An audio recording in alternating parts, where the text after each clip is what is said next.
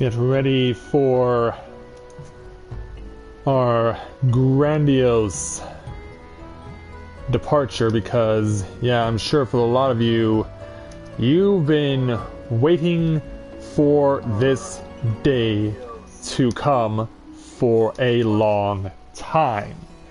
I'm sure a lot of you have been wanting to watch this, have been really looking forward to this day, but it is January 17th, 2017, and that means that the final patch of this game, the first part of it, has now been released to the people who play it. And so it is now time for us to embark upon it ourselves. And so yes, for those of you who are wondering, this is what Idleshire will now look like in its entirety. All the buildings have been repaired, it's been made into this nice little utopia for people and goblins to come and take a load off, do business, or whatever it takes they need to do in order to make this the city that they always wanted it to be. Hey there, Miguel and 10 Minute Wayne, good to see you both this evening. Welcome aboard, and welcome to everyone that will be joining us later on. And so, greetings people of the world, Matthew back with you here in Novaura Autism for Let's Play Final Fantasy XIV Heavensward Patch 3.5 live. We have now reached the point where patch 3.5 has been introduced, and just like we did in patch 3.2, 3.3, and 3.4, we are going to be showing you the main story of the game live here tonight. Now, I've already done with this with Corinne, and it actually didn't take all that long to do. It didn't even take me more than 2 hours to finish the main story with her. So now we're doing this with Mathia as well. And since it's not going to take us that long to complete the first part of patch 3.5's main story, we're going to show you guys the side dungeon that has been introduced, the last one that will be brought in before Stormblood comes in next during the summer. So the side dungeon that we need to access is going to be here in Idleshire. And the person we need to be speaking to is going to be all the way over here, hiding in a corner. It's a long way to get to him, but we're going to speak to this person. And believe it or not, it's not even a person. It's a Moogle. A Gossamer Moogle to be specific. So yeah, let's go ahead and speak with this little Gossamer Moogle to take on the level 60 challenge entitled The Fires of Sohm. The Gossamer Moogle appears to be searching for someone. Ah, you're Mathia, aren't you? I found you at last! Gobo! Vidofnir asked me to come and find you, and I've been searching high and low and near and far! Gobo! Do you know how difficult it is to look for someone while trying to stay unseen yourself? Well, never mind about that now. There are more important things to worry about. Gobo! Vidofnir was very insistent that I hurry you back to the Sohm summit as soon as possible. So, on your way, Gobo! Right, well, that's my job done. I'll go on ahead and let Vidofnir know you're coming. See you there, Gobo! And so away goes our little Moogle. And now we must go as well. And I know what you're thinking, like, Sohm, well then that obviously must mean that we're going to annex Trine over in the Forelands. And you would be right, except that's not where he is. When he says that he's near the Sohm summit, that's literally what he means. And that means we're going to the Churning Mist near Mogholm. So that is our destination. Okay, we gotta go southwest. Take a quick ride on my Chocobo over to get to where Vidofnir is. There's our white dragon friend. Hey Vidofnir, it's been a while. Thou hast discharged thy duty admirably, child of Mogholm. And greetings to thee, warrior of warriors. Thou dost have my gratitude for thy hasty arrival. I have bid thee hence to Sohm to aid in the quieting of these sacred grounds. When Nidhogg did meet his end, his minions quit the slopes of the mountain, and its once tranquil passages have become home to all manner of beastly intruders. And worse, the fires at the core of Sohm rage and swell as if roiled by some unwelcome parasite. The spirits of our fallen will find no rest until this disturbance is calmed. Thus I would have thee descend unto the mountain's depths and sweep clean Sohm's stony holes. Would that I could perform the deed myself. Alas, my girth prevents ready passage through the caverns leading on to the mountain's molten heart. Wilt thou accept this charge I lay upon thee? It's what I'm here for. Thou art generous of spirit, child of man. Know that I shall not sit idly by whilst thou toilest within. Those winged nuisances whose screeches rend the air above the summit will soon learn of my displeasure. And so away off flies Vidofnir. I sincerely hope Vidofnir never thinks of me as a winged nuisance. Anyway, good luck in there, Mathia. And so now we have access to the hard mode of Sohm, the dungeon that we took on at experience level 53 here in Heavensward. So, first things first, I need to get my party. Now, Lady Cynthia is on tonight, and it's offered to assist me.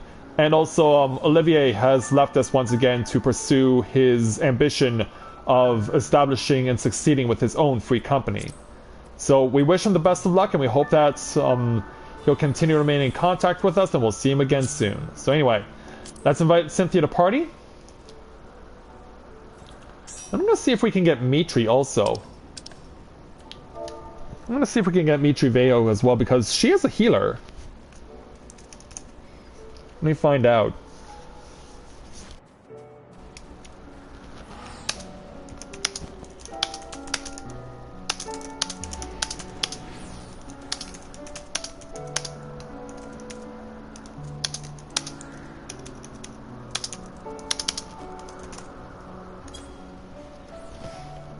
Yeah, we'll need a healer. And Mitri is the only person available who can actually do this, if she has a high enough item level, and apparently she does, which is awesome.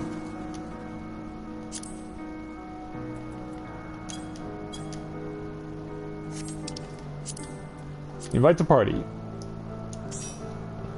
There we go. So yeah, she'll go in as our healer. She's going to play White Mage. Alright, so then that means the only thing we need is a tank.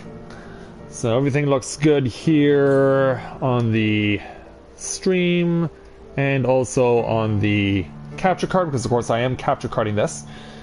Alright, so without further ado, let's take a look at our first new dungeon here within patch 3.5, the hard mode of Sohm. So all we need is a tank and we're good to go. And of course, Mathia ever stoically standing proud and strong as the Aegir Dragoon and the Warrior of Light. And he's all set to go as soon as we can get ourselves a tank. Now you may have noticed as well, that little... If you've played this before, then you'll be familiar with the fact that you need 4 people for a regular dungeon. But what you may not have known, if you were not quite familiar, is that there used to be this you had to rely on to know how many people were currently waiting for a dungeon. But you saw on the right there that they now show that to you directly. You don't have to keep scrolling over the duty finder to find out. Well, we know who's waiting for us, and it's Cynthia. Cynthia, don't leave us hanging.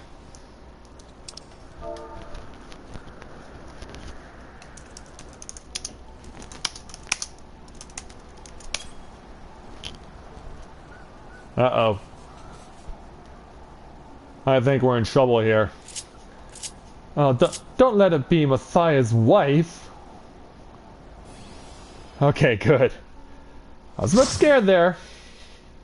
But thankfully she rang it in time. So, let's be on our way to the side dungeon of patch 3.5.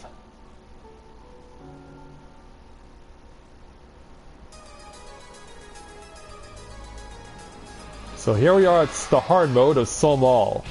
And if you're listening to the music, I know what you're thinking, like, are we playing Final Fantasy XIV right now, or are we playing Castlevania? Because this music very much sounds like something you would find in a Castlevania game. Yeah, we're not here to slay something that is beastly, we're here to slay Alucard. Alright, so, let's get going. Got our buffs. And get that checked off. Alright, here we go. And my apologies for Cynthia spoiling what you're about to see. Yeah, turns out Sam was just talking about that. Samuel was just talking about this half an hour ago. And apologies if Cynthia's title results in stuff getting spoiled for you guys for the main dungeon and main challenge that we're going to be seeing next, following the completion of Sohm, of course. Yeah, we're just gonna take it nice and slow. The first, when I was in here with Corinne earlier today, the tank pulled everything, and this is a really good place if you're trying to speedrun this. This is a really good place to be able to do that sort of thing. This is a really good place to do that sort of thing. Alright, that wave of enemies is down. So now you may have noticed something also unique as well for this Final Fantasy XIV dungeon, is that here, the Ochus have, I guess, evolved, as it were. They think they're Pokemon, and they've evolved from being Ochus to becoming Chichus. And they've kind of become something even bigger and more intimidating.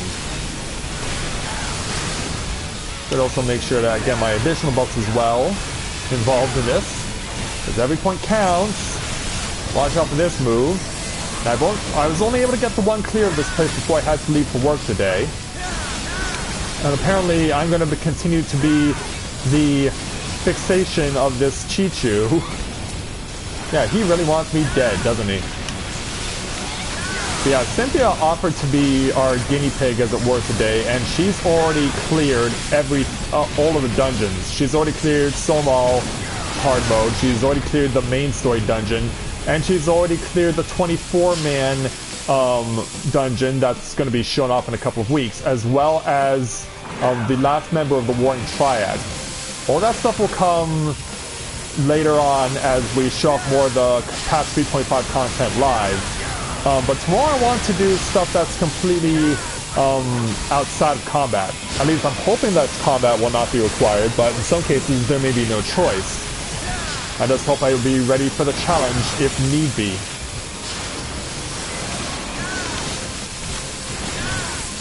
Alright, dealing with these Anzus and the Myacid. Every time I see Myacid, I can't help but think of, like, over-the-counter medicine, like something you would use for heartburn. I can't help but think that it's something you would use to treat heartburn. Okay, Chu-Chi-Chus now.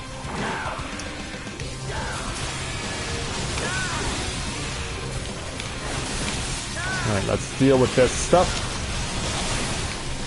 Load up on the critical hit. Trying to get myself the best angle as well of perspective. Okay, well that helps. That does help. Give a little battle litany to the people that are helping me out. Oop, look out. Watch out for that deep root. Ah.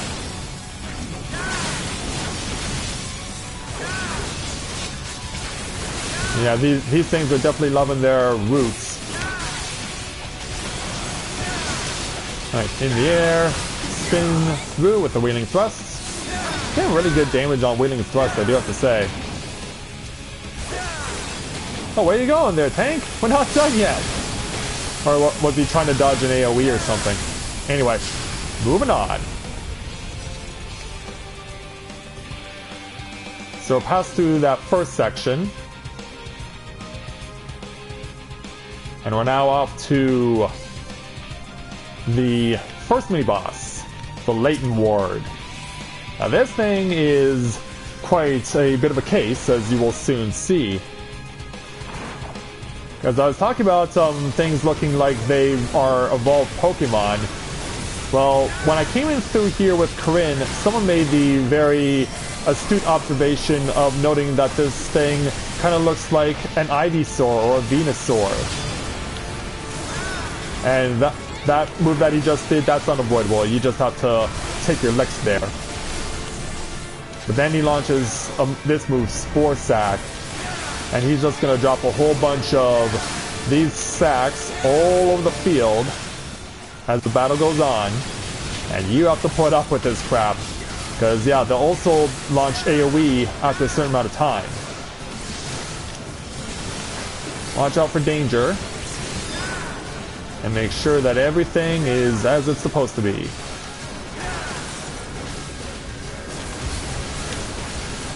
Yeah, so far so good. We're doing decent damage against the Latent Ward. Yeah, look where that Spore Sack has been positioned. Right next to him. And you see, Cynthia's been forced to move. But that's not the only thing we're trying to move from. Because, yeah, we have Glorious Blaze now to deal with also. And the closer you are to that one, the more damage you take. So you gotta be careful in that regard.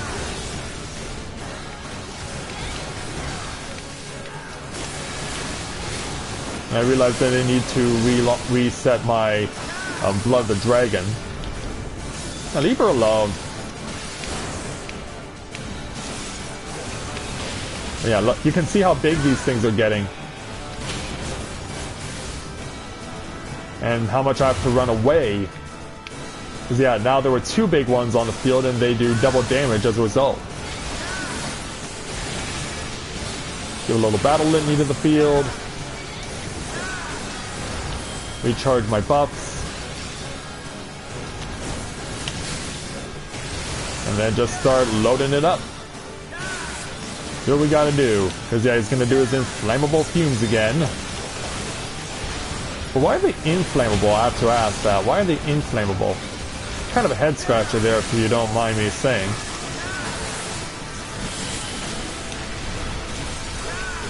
He hasn't released any more spores, however, I'm going to need to use my... Oh, and then he does that. Yeah, sometimes he'll do this and it'll slow you down. Thankfully, that particular version of Heavy can be negated with an Asuna. Now we gotta move over here. Yeah, it's pretty much forced to take the damage there no matter what. You're pretty much forced to take the damage there no matter what. It's not pretty, but it's something you can deal with. Alright, away we go.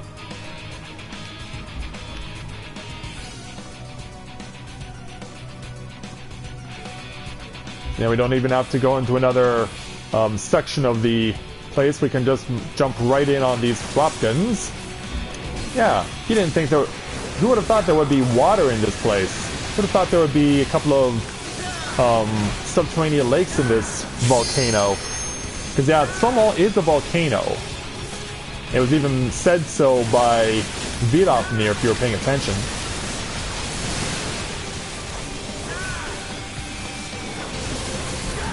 Yeah, let's deal with these guys. And yeah, I just can't get over how much this music sounds so much like Castlevania. I mean, does it sound like Castlevania to you guys too? I know I don't often ask you guys for your opinions on stuff, but admit it, this sounds like Castlevania music.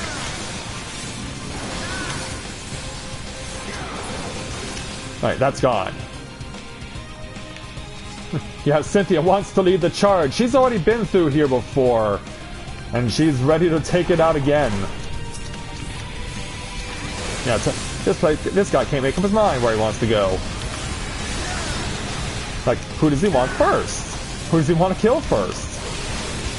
He has no clue. Oh, but I better get out of the way of that and that.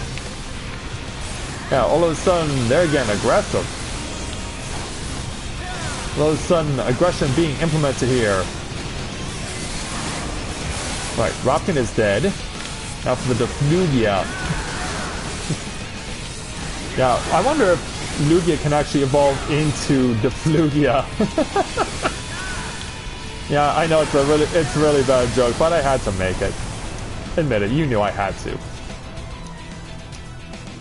Alright, open this treasure chest. Earring of Healing. I could possibly use that. Depends on who if Mitri wants it for herself. Which it's item level 245, so it will make sense if she does. Oh, hello there, Shadow RPG. Welcome. I believe you've been here before, have you not? I believe you've commented previously in some of my webcasts before, but I think it's been a while for you, so welcome back. Welcome back to our channel. Nice to see you with us this evening.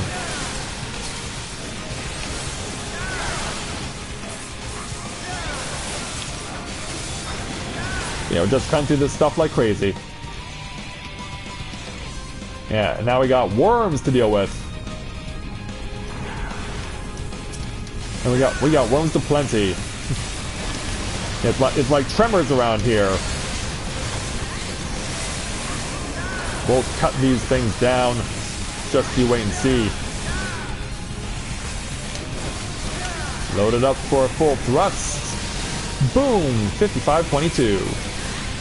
I like those numbers. I like these numbers even more. Because I'm hitting on all the worms. And that's not what I meant.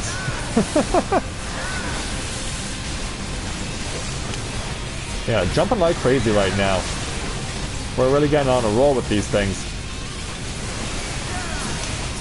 Alright, spin through. And then cut through that. Yeah, the big worm's down. Now we're taking care of his little babies. We're taking care of his little babies. We're gonna give them a spanking.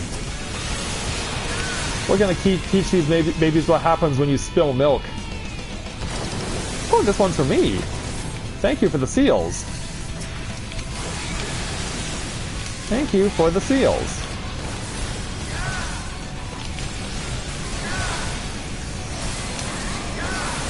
And for those of you wondering what's that on the horizon, well, that will be mini-boss number 2.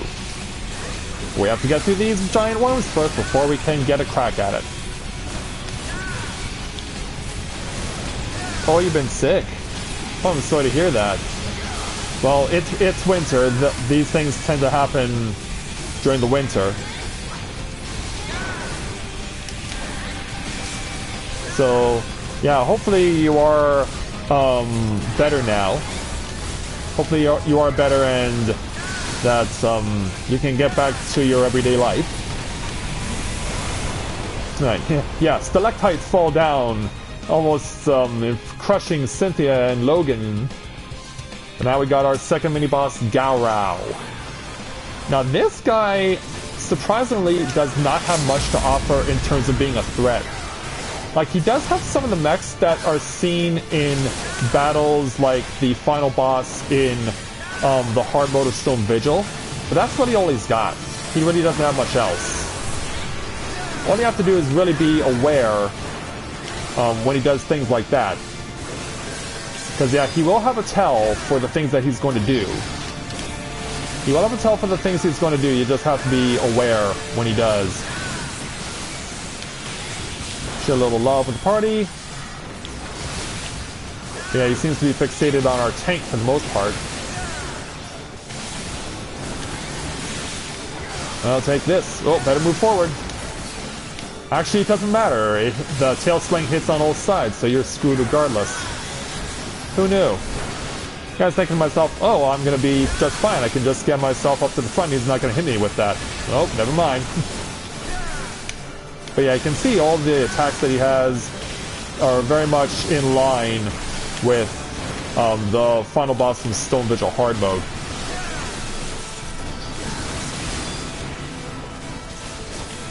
And in some cases, you just have to grin and bear it. Not much you can do, but that's just how it goes. I should probably get myself closer to a wall.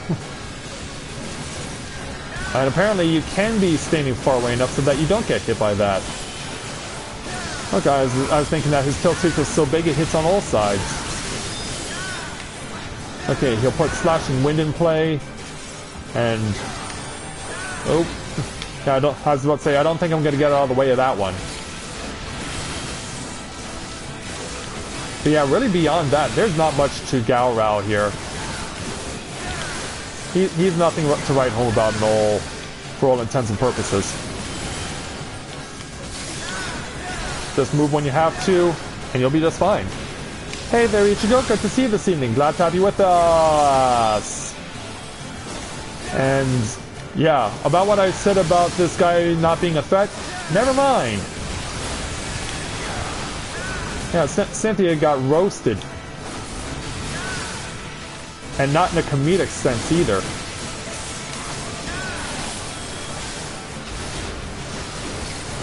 Yeah, that was kind of out of nowhere. And our tank really seems to be wanting to tank everything. I mean, he is doing his job. We can't question him for doing so.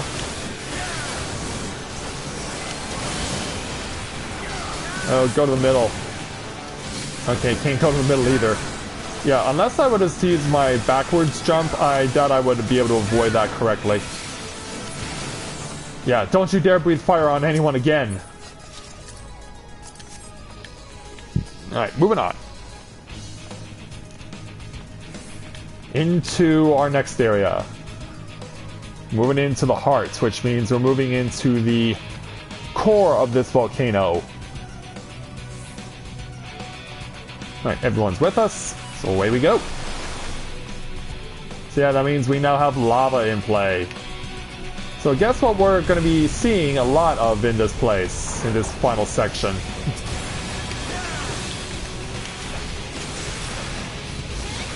So yeah, you can see that this lava just isn't standing idly by, it's animated. It's animated, it's bubbling, you can actually see it, the solidified stuff resting on top just shifting around the way that it is. Once again, Square Enix demonstrating their impressive attention to detail and making sure that this lava isn't just there for decoration. It's got a real look to it and a real feel to it too. And I'll fight fire with fire because I have my Dragon Fire dive to utilize. And for those of you wondering, no, you cannot fall into the lava. The map is set up in such a way that you cannot fall into the lava. And really, why would you want to?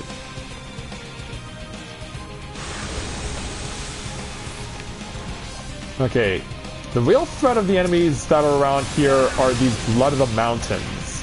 These things will continue to cast blaze repeatedly until you finish them off. So getting rid of them first is your focus. This is what I gleaned by playing with Corinne this morning. Alright, they're down. But yeah, you can now see we have lava crabs.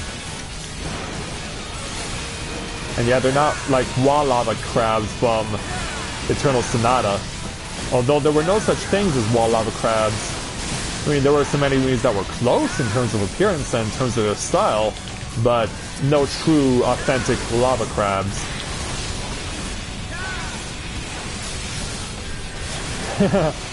It is. Yeah, I was mentioning there, Ichigo, that the music sounds like it was taken from a Castlevania game.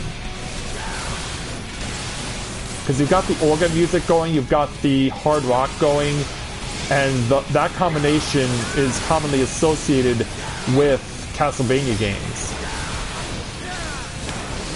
Speaking of Castlevania games, I actually contributed to a Kickstarter for a new variation of Castlevania. Even though I've never played a Castlevania game before, a lot of prominent YouTubers are supporting the newest variation of a Castlevania game that's going to be created by the guy who created Castlevania in the first place. With any luck, hopefully it will not turn out as badly as Mighty No. 9 did for Keiji Inafune, who's best known for creating Mega Man. Because yeah, apparently Mighty No. 9 was a complete and utter disaster.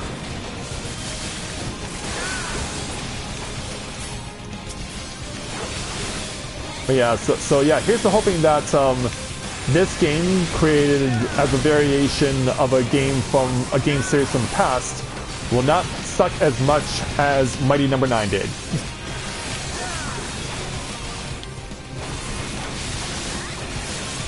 And hopefully, if all goes well, I'll blind let's play it for you guys live here, because I was able to donate it to the Kickstarter at such a level that I can own a physical copy of the game. And so once I get said copy, I have no issue with streaming it for you guys live.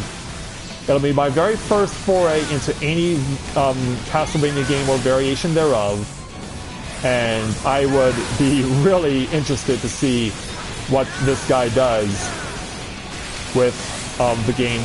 The official name for the game that he's doing is called Bloodstained Ritual of the Knights. And so that's what it's going to be called when it's finally released. And with any luck, we may have a really good game. Because yeah, a lot of those same YouTubers are also really supporting the Kickstarter for the variation of Banjo-Kazooie that's going to come out later this year, called Yooka-Laylee. I don't necessarily know if I'll want to get that because I've never played any of the variations of Banjo-Kazooie. Where's our tank? I was about to say, where the heck is our tank?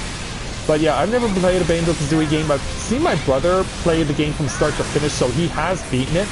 But I've never played a Banjo-Kazooie game, and I'm not going to be able to do so anytime soon because I don't own an Xbox. And thanks to Microsoft purchasing Rare, who made Banjo-Kazooie, there is no way that I will ever get a chance, unless I am ridiculously stupid and want to get my hands on an Xbox console, that I will ever get the opportunity to play a ported version of Banjo-Kazooie. So yeah, for those of you who are hoping if I'll ever play Banjo-Kazooie here on this channel, don't hold your breath, it's not happening.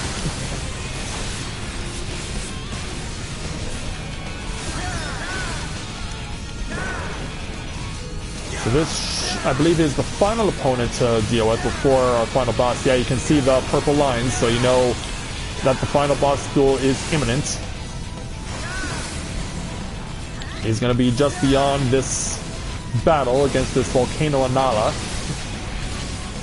Change the variation, change the middle letter of his last name, and you will almost think you have like Masayanella's distant relative or something. And for those of you who are hoping for a bomb as our final boss, well, that already happened in Pharaoh's Serious Hard Mode. Instead, we get this Burning Scorpion. Yeah, sadly it's not a bomb monster. Because yeah, bombs are usually associated with fiery things in this game. Wow, and I'm surprised Mitri didn't get the... that Mitri was coming here for the first time too. I was thinking like, she must have already cleared it. So yeah, bit of a surprise, but nonetheless, we're going to get right into it. Yeah, this is one of his big AoE moves, Molten Silk. So yeah, that covers a wide area. And he also likes to target some particular people with flying crests. And yeah, you did not see that wrong, he just took some of the platform away. But that's as much of the platform that he actually does take away throughout the duration of the battle. He won't take any more away from that as far as the surface area, but as we go along, we'll get less usable playing surface. You'll see what I mean as we go along, because now we have to deal with ads. Got a tail on the clock to contend with. Gotta get him out of here. Oh crap, and this thing's casting. Uh-oh. Well, we did kill him off, but not before he left his mark. Yeah, he left his mark. That's what I meant about having less usable playing surface.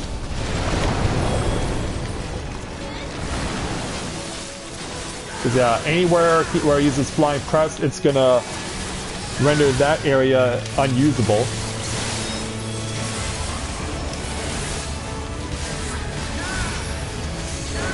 Yeah, this really is a battle of attrition. You really have to bring everything you got against this thing. Especially when it goes the opposite direction with this move. Thankfully, you can jump right back in wherever that move was utilized.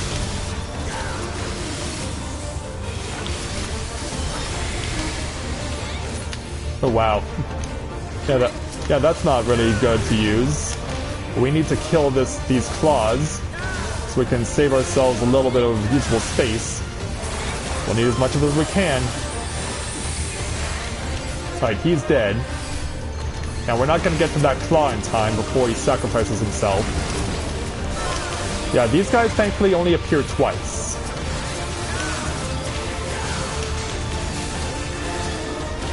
But yeah, this guy gets more and more irritated as the fight goes on.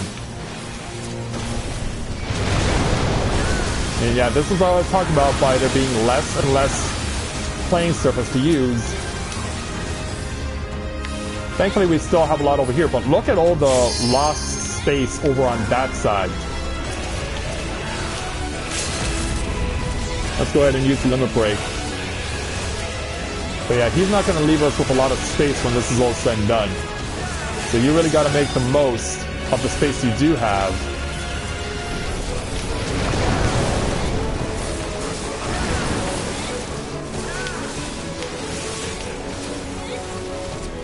But yeah, he's just got us moving all over the place. He doesn't mess around.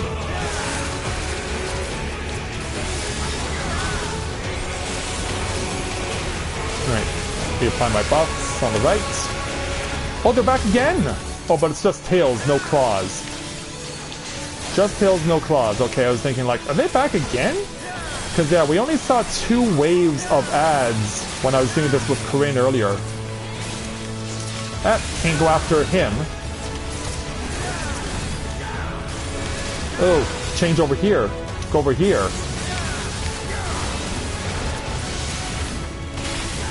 Pull it off. There we go.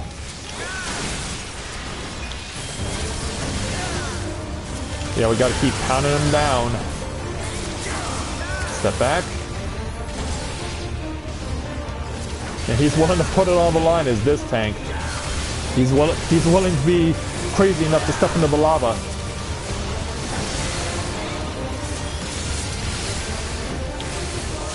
I don't think that the limit break bar is going to get far enough again in order for it to be a real concern.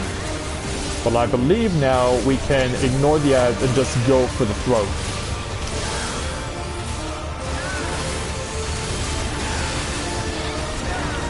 This is down to 3% now! That might burn me. It didn't. Good. 1 more percent. Slain. Yeah, he...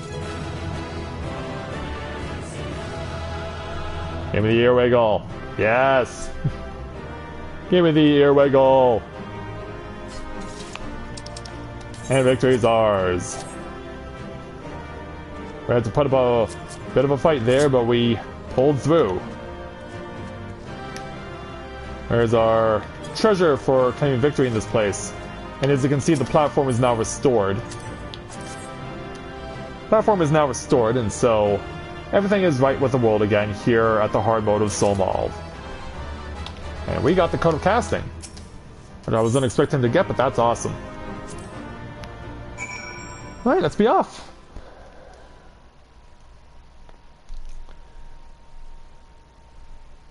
So now, once we have completed this, it's going to actually send us back to the bottom of the ascent. So now, what we want to do is make our way back up to the top. So yeah, sadly we gotta warp back to Mogholm because, yeah, our good friend Vidofnir is still flying around in the churning mists. Don't know why he didn't decide to greet us down here, but I can't really question why she did that. Alright. Flying over to our mark.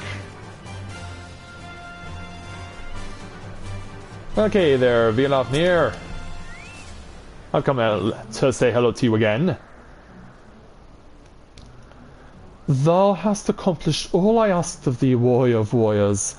Through thine exploits, the ancient thing that did skitter in the mountain's core hath been excised, and the fires of Sohm seeth angrily no more.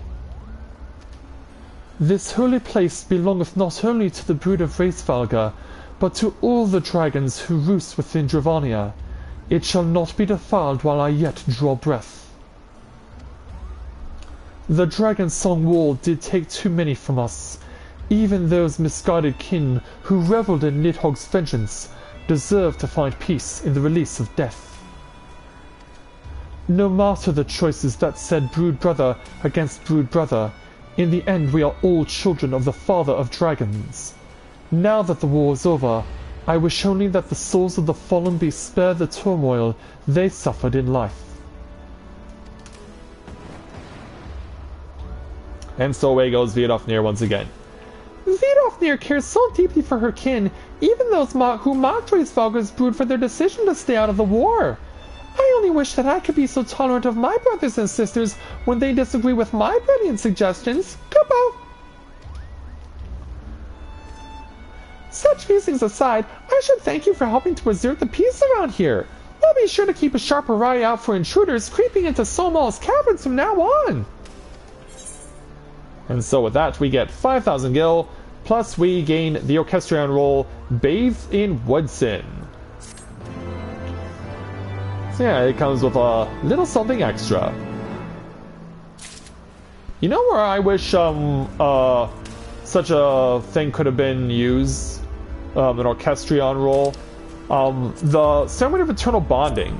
That's something I really wish we could have seen that in.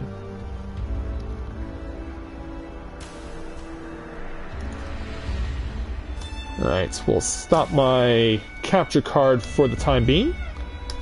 We'll let that render.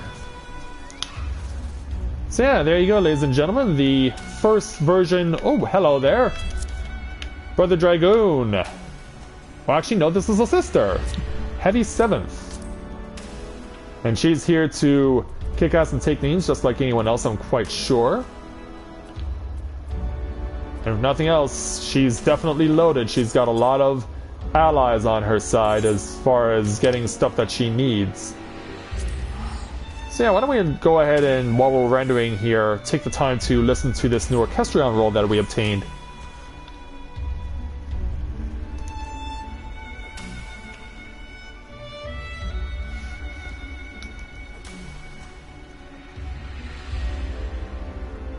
Let's make our way back to the goblets.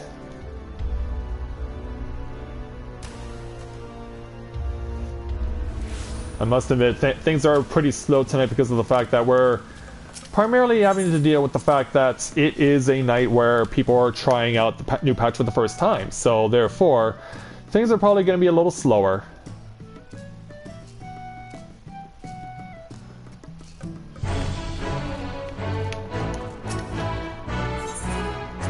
Those of you wondering about that music that's currently playing on the Orchestrion roll, we'll actually get that later. We'll actually get that music later. For now, while I'm waiting for this to render, let's listen to Bathed in Woodson. Which I believe is going to be a dungeon score. Here we are, Bathed in Woodson.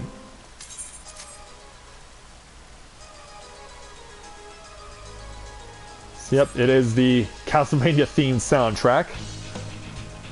Let's go ahead and do a quick trim from the front and the back of my audio file. And we'll get ready to depart for the main story, because yeah, we've had the appetizer, and it was certainly a spicy antipasto indeed. But now it's time for us to get ready to move on to the main course of tonight. Number 130. So yeah, episode number 130 that's going to be once I get this stuff rendered down. So, opinions on the side dungeon that we just saw. Did you guys like that particular dungeon and what we had to do within it? Because yeah, it was certain. I did notice your comment there, Ichigo, that said lava is fit for a dragoon. Well, it certainly is, considering we have a fiery AoE attack. But even then, it could also be really useful for a black mage. And speaking of which, since I got a casting outfit, I want to free up some space for that. I want to make a quick run to free up some space for that. Let's put this in inventory for now. And then we'll place this in the armory chest. I believe I have some glamours for this. Do I not? I believe I have glamour prisms for this. Oh, no, that's my white mage. That's my white mage. I want to do this for my black mage. Yeah, let's see what this looks like.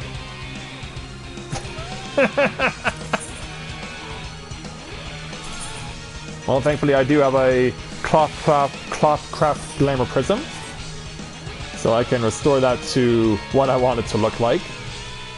And I do like also now that they, when you show that you have glamoured something, you can actually read the text legitimately. It's not changed by whatever color is currently on the outfits that you've glamoured, which I think is really cool that they did that, and I greatly appreciate that, because for the longest time, if you were trying to read what glamour was being used, like, you couldn't read it. So the fact that they've actually fixed this is very happy to see that. Very happy to see that.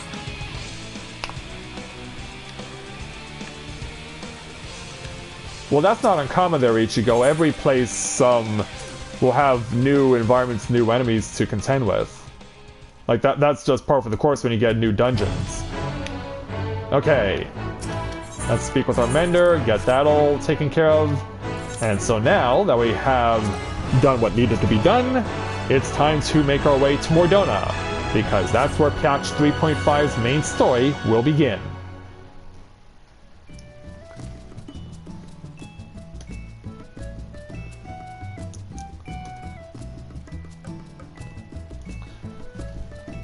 And I imagine that will once again also get a long loading time to get over into Mordona.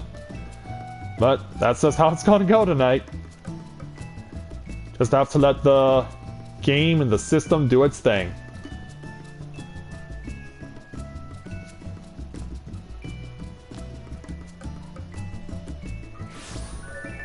Alright, we've arrived.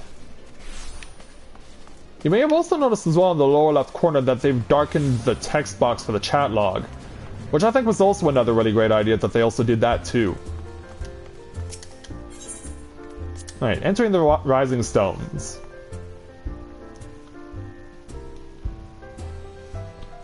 Now, of course, while you're in the Rising Stones, you also have the option to go straight through to the Solar to speak with Unokahai to take on the third version of the Warring Triad.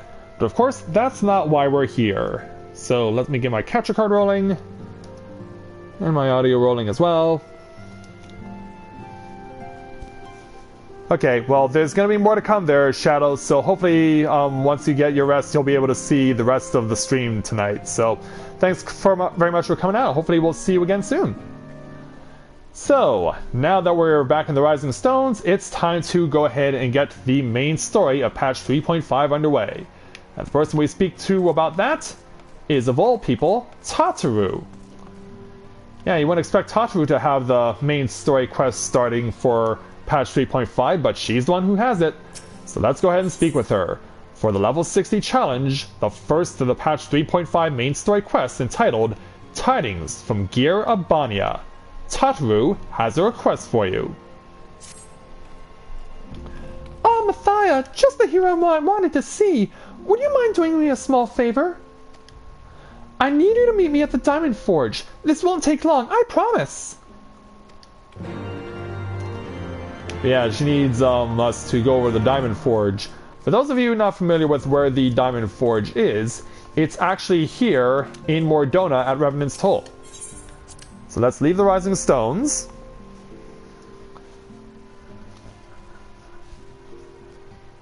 Oh, you haven't made it this far, Shadow? Well, yeah, trust me, you will. Trust me, once you get far enough, you will. So off we go to the Diamond Forge. Might want to put a bit of a spring in my step. Get ourselves there a little bit quicker. But yeah, the Diamond Forge is actually not that far from Rowena's House of Splendors. Here it is right here. And as you can see, we're not alone. A whole bunch of people are taking the main story quest right now, so let's go ahead and step in here and see why Totru is waiting for us here, as well as everyone else.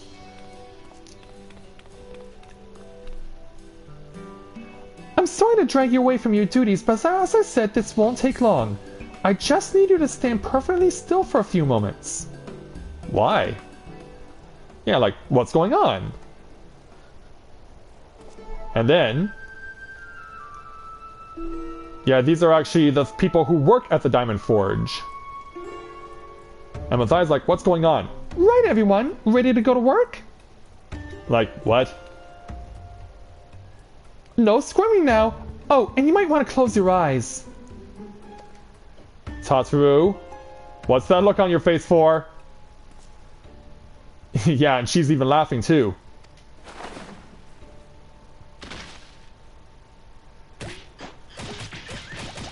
Yeah, what the heck have you done?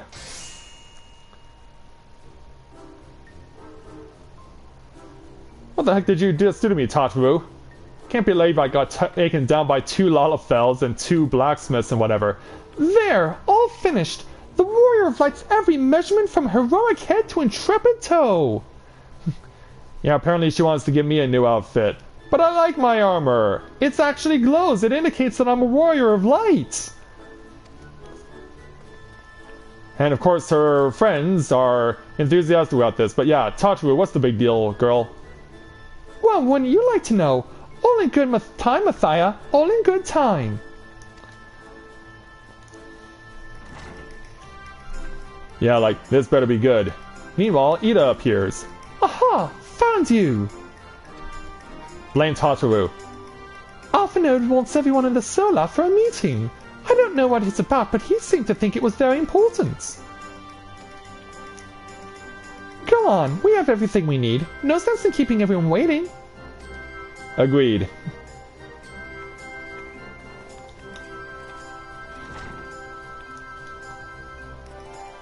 Yeah. I can't believe I got taken down by these 4. Can you believe that I got taken down by a quartet of civilians? Me, the warrior of light of all people. So anyway, over in the Rising Stones...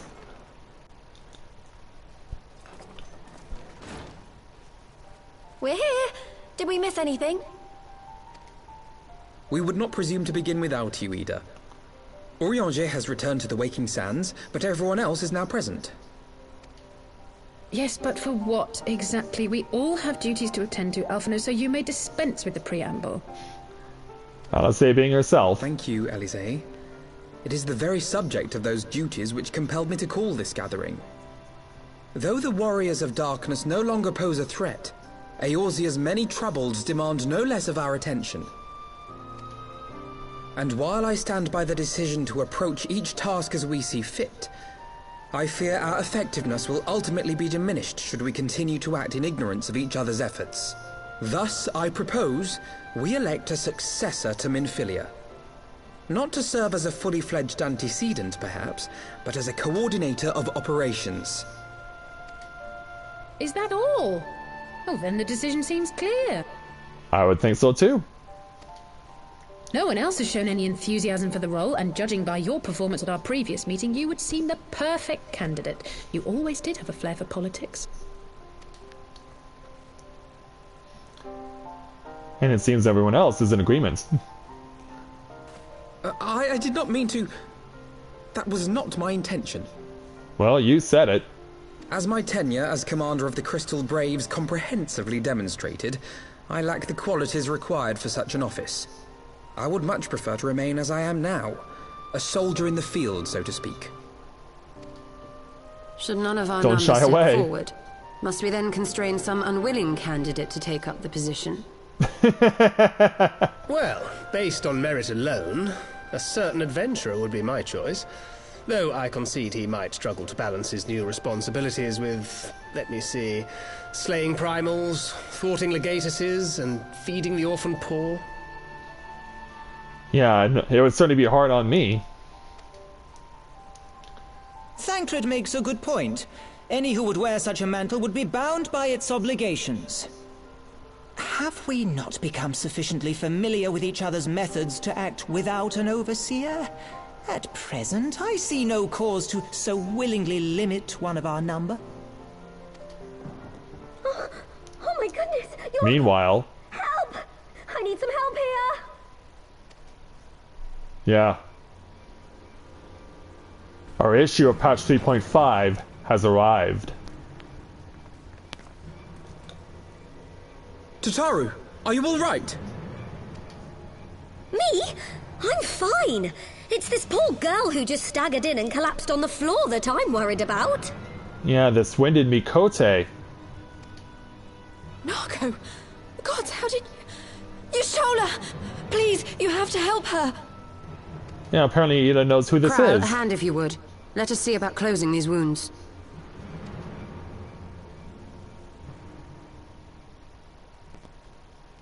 Yeah, apparently Ida and this Mikote are well acquainted. Now, we've staunched the bleeding, but it may be a while before you can move about again.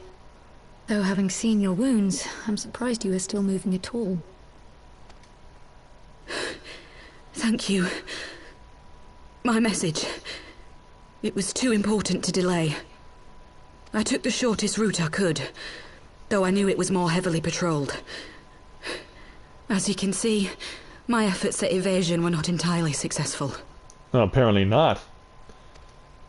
Honestly, you're too brave for your own good. What was so urgent that you needed to fight half the Empire to get here? You could have been killed. I'm sorry, Ida. I had good reason. But I imagine your friends are wondering who this bloody mess of a Mikote is. My name is Minago, and I belong to the Alamegan Resistance. Sound familiar? I came We've to run into warn these Ida people and before. Papalimo about one of our leaders. A man who calls himself the Griffin. He's always been dangerous, but he's planning something new. Something reckless. The Griffin, you say? I've heard the name. Yeah, we Rumor saw him in has the it previous your man patch. is eager to test his claws. Aye, and on no easy target. He means to assault Baelsar's wall from the Alamegan side. But what does the Griffin possibly hope to gain from such an attack? From what I understand, he wants the fires of war to spread to Eorzea. And for that, he needs to control the border with Gridania. Yeah, there's particular places in the Black Shroud. So, he means to spark a conflict between the Alliance and the Imperial forces stationed in Alamigo, to have Eorzea's armies aid in the liberation effort, whether they will it or no. His plan is flawed. Even should the Resistance succeed in occupying the wall, they would not be able to hold it. Imperial reinforcements would drive them out within a week. Be that as it may, if there is even a chance that this scheme could bring about an escalation in hostilities between Eorzea and the Empire, the Alliance must be informed. Agreed. I shall depart for Limsa forthwith and seek an audience with the Admiral. Thancred, Uldar is yours. Oh, of course. Alphino and Alize, make haste to the Twelveswood and notify the Elder Seedseer of the danger to Gridania. She will duly call a council of the Alliance leaders, whom you must be ready to receive. You will be our voice in Ishgard. Explain the situation Right. to Sir Emmerich, and encourage him to send an envoy. Yeah, how soon we forget that Eorzea now has Chitauri, Ishgard within Crow, its ranks. I leave the care of our injured messenger to you. See that she remains quiescent and her wounds closed. I believe that covers everything. Let us be about our tasks. And so away we go. I suspect the ill tidings from Gyr Abania will be held as a turning point. The beginning to a bloody end. The business of war was ever conducted with the coin of self-sacrifice.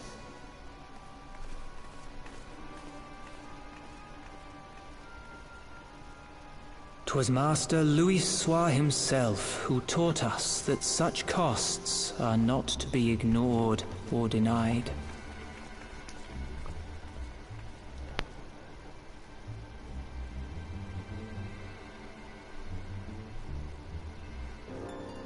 Yeah, Edith's like, So what are you waiting for? I shall embrace them. When the time comes, I will make my choice, as you will yours.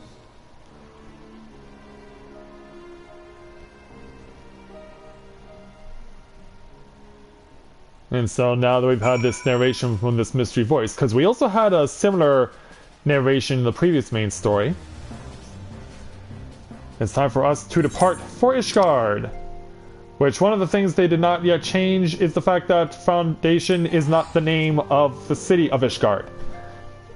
I don't know why they didn't change that with the update to the patch, but yeah, this place is still called Foundation in the teleporting list.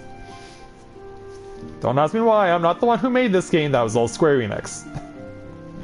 And how many times have I used that line? I mean, it's not my fault I'm pointing out the obvious.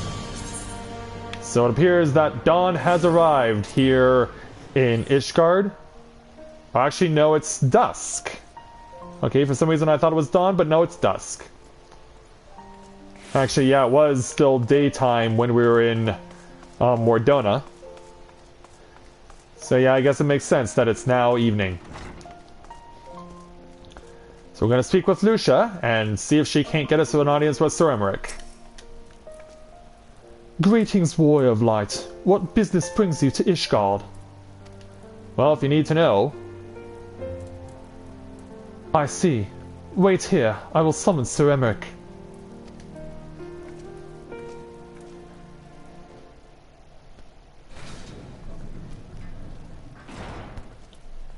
Hello there, Sir Emmerich. It is good to see you, my friend. 'Tis but a pity it must be under such circumstances. Had Lucia not informed me of the urgency of your suit, I certainly would have sent for some wine. But to business. I thank you for bringing these developments in Alamigo to our attention. Ishgard will of course send an envoy to attend the council in Gridania. I cannot say who will represent us, however, as the choice is not mine to make. Not mine alone at any rate. Given the imminence of the threat, we may forego the formalities of a full assembly, but I will still need to consult with my counterpart in the House of Commons prior to proceeding. Will you permit me some time to make the necessary arrangements? Of course there, Sir Emmerich. I thank you. Our representative, whomever we select, will require a suitable escort. Make your preparations and inform Sir Handelup that he is to lead in your absence. Yes, Lord Commander. Mathia, pray accompany Lucia to the gates of judgment and make ready to depart for Gridania. I will have our envoy join you as soon as I can. Fury speed you on your way. And so away he goes, and we're getting 1,119 gil for completing the first main story quest.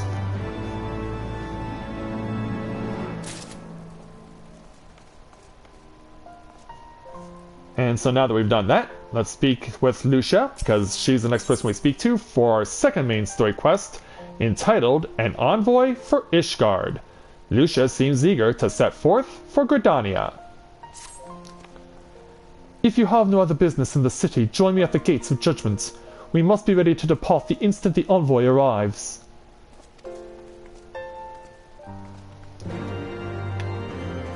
So we're going to be waiting at the gates of judgment, as she says. But we're not waiting on the Ishgard side, we're actually going to be waiting on the Kerthan side. So let's go ahead and take the Aethernet and warp ourselves to the outside of the city.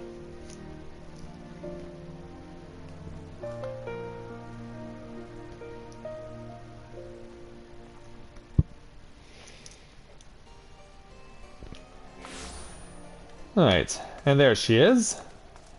But now we have to wait for the envoy, whoever that may be. So let's bide our time and wait to find out who it is.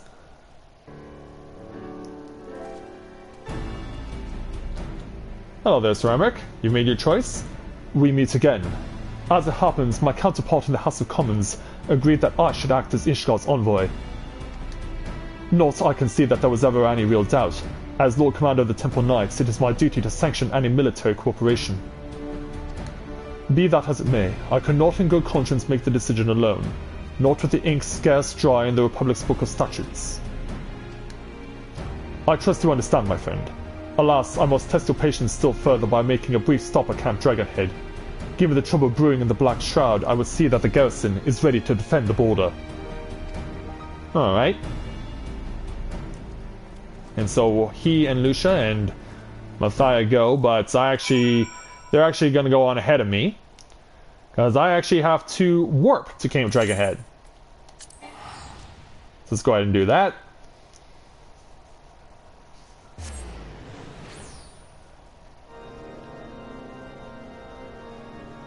And so now, once we arrive in Camp Dragonhead, a place very familiar to people who have made it this far in the game, let's turn course and make our way over to Ceramic, who is speaking with a couple of other people.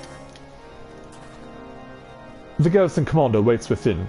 Why not accompany Mathia? You may see a familiar face. Like, what? We may see a familiar face? Whoever could it be? Well, if you can believe it or not, it's a Madeleine, the son of Count Edmond of Fortemps in Ishgard. Mathia, old boy, how wonderful to see you! And Ceramic too! To what do I owe these unexpected pleasures? Yeah, and Madeleine is always accompanied by his faithful manservant Novaura, who has now picked up a bow and I guess has decided to try his luck at combat. I will have some old wine brought up from the kitchens at once, if you will excuse. Nay, do not trouble yourself, Novaura. We shall soon be on our way. Lucia, a brief summary if you will. Yes, Lord Commander. And so we explain our situation to Madeleine. Of course, his brother Arturel's, of course, taken over things for his family in Ishgard as the leader of the family. Those villains hardly need an excuse to wage war. Bloodletting comes as naturally as breathing to a to an Imperial.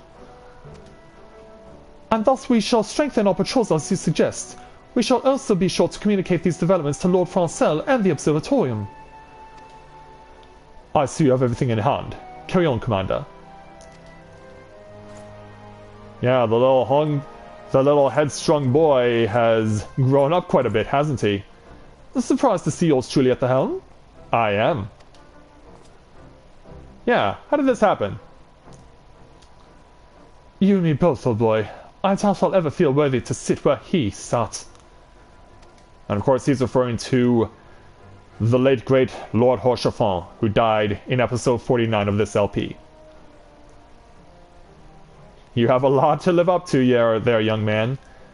Yet we can but play the hand we're dealt.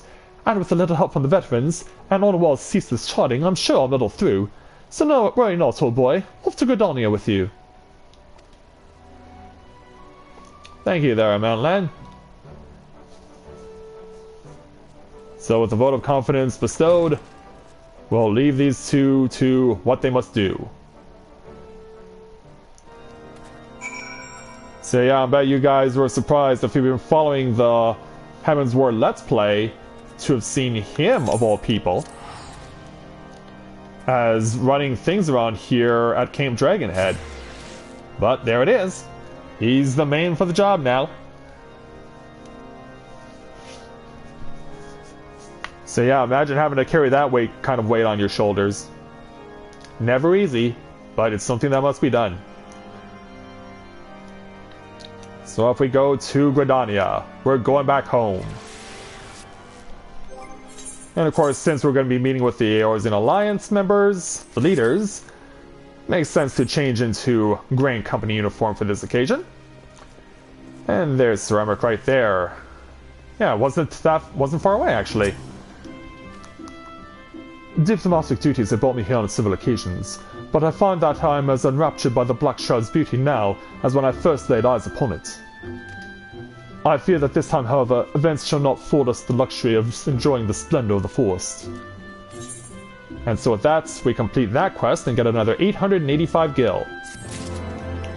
And we shall now proceed to take on the next main story quest, entitled An Allied Decision. Sir Emmerich is ready to attend the council. It seems we ought to have an escort to the lower stand. A pleasant place to discuss unpleasant matters, is it not? Yeah, does seem that way, doesn't it? Yes, of course. 'Tis like that we are the last to arrive. Let us announce ourselves, shall we? So the Serpent Honor Guard will be taking the two of them away. I, on the other hand, will be going the quick route, by going over to the main Aetherite and warping over to the Conjurer's Guild, where Nafika's altar is located.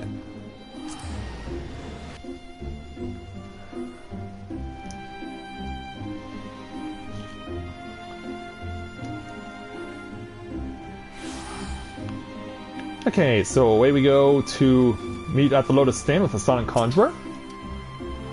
And he'll be the one who allows us in.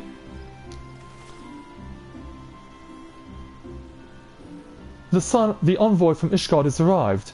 Very good. This way if you go... Ah! And the Limsa party as well. Yeah, we were followed. Limsa delegation is here. The Admiral is present, and yeah, for the first time since the first main story of Heavensward, Lady Yugiri is with us. I had hoped to slip in unnoticed, but I see I was not the only one delayed in my arrival. Greetings, Sir Emmerich. Admiral, always a pleasure. And Mathia, I trust you are well. 'Tis the day for reunions, it seems. I believe you are well acquainted with my escorts. Oh, but I am. Lady Yugiri, it's been too long. Master Mathia, I was glad to hear from Riol that the missing scions have now been found. It's good to hear. There is much and more I would discuss with you, but let us first attend to the issue at hand, shall we? Of course.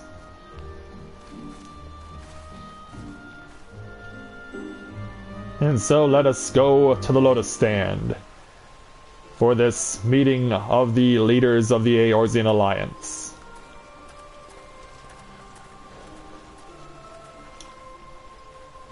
Elder Seedseer, as always, it is a pleasure. And an honor. I bid you welcome, my friends. As you will by now be aware, the Scions of the Seventh Dawn have come into possession of certain intelligence concerning recent developments in the region of Gyr Abania. It springs, I am assured, from an unimpeachable source. Is that not so, Master Alphino? Indeed, Elder Seedseer. Our information comes directly from a member of the Resistance's inner circle, and we have no cause to doubt its veracity. This griffin of theirs is a fool if he thinks he can hold Baelsar's wall against the Empire. When the Imperials move to take it back, they will come in force. And the resulting fighting is all but certain to spill over into the Black Shroud. Which is bad news for us. At the Battle of Cartano, the combined might of 3 grand companies labored to contend with the remnants of but a single Imperial legion. Alone, Gridania would be hard-pressed indeed to hold back the tide, should the Garleans turn their minds from reclamation to invasion.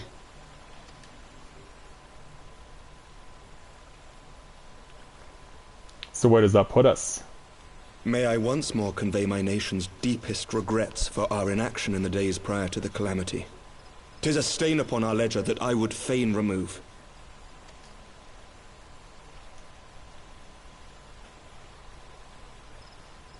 Elder Seedseer, I do hereby request leave to deploy a defensive force within the borders of Gridania. Ishgard's return to the Alliance shall be honored by more than mere ink upon parchment. Well, thank you, Sir Emmerich. The Doman people, too, would join any effort that weakens our common foe. We are few, but our most seasoned shinobi are at your disposal. On behalf of my people, I offer you my humble thanks. Gridania welcomes your assistance. It is time we set our contingency plans in motion. Is the Alliance agreed? I don't think there's any reason to question Then let us what we're make going ready on war. for. Victory favors the swift. There is much to be done.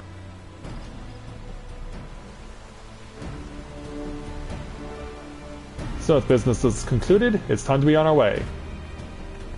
Ready when you are, Sir Emmerich. We're gonna stay behind for a bit to The speak with the Council knows that Leviers. Alamigo will not soon be wrested from the Empire, and its decision to bolster the border's defences seems eminently practical. Why then, brother, do you scowl so?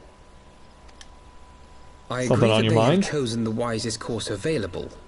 Indeed, the only reasonable one. And yet, Yet something feels awry. In making ready for war, is the Alliance not granting the Griffin the very thing he desired? Any attempt to hold the wall is doomed to failure, aye. But I wonder if we have misjudged the prize for which he plays.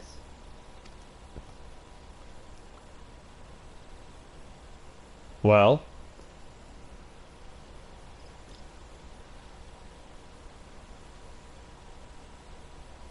we'll soon find out if his suspicions have any weight.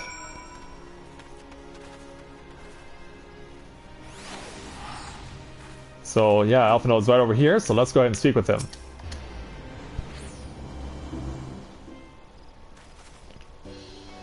That the Council was able to reach an accord so swiftly is a heartening development in itself. I hope my misgivings prove unfounded. Oh good, you have yet to depart.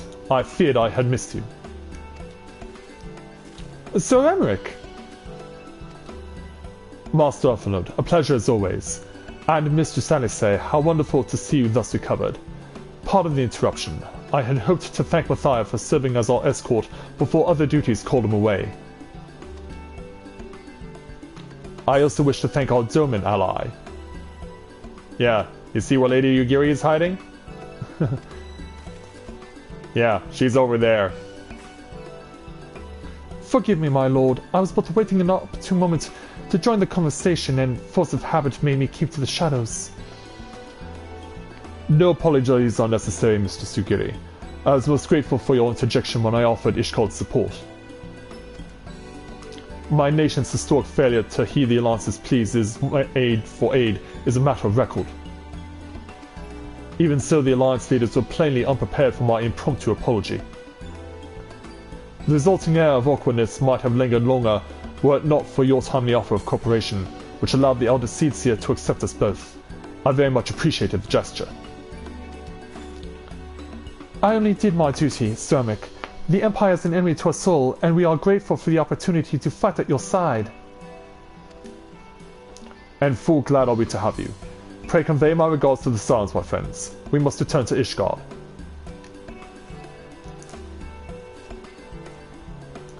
Whatever is wrong with a simple sorry or thank you? Must these politicians always make a speech out of everything? It's what they do. That is how we adults speak, dear sister. Mayhap the ones who like the sound of their own voice. In any case, our business here is concluded. We should be on our way as well. Will you accompany us to Heavensward, Yugiri? Actually, I think I shall pay a brief visit first to the East Shroud. I'm curious to know how Papalimo and Ida fared in their talks of the Sylphs, not to mention what's been going on at Baelsar's wall. I will join you at the Rising Stones in Ulm. Alright. And so away they go. Yeah, we do have to finish this quest by going over to Mordona and speaking with Alice. So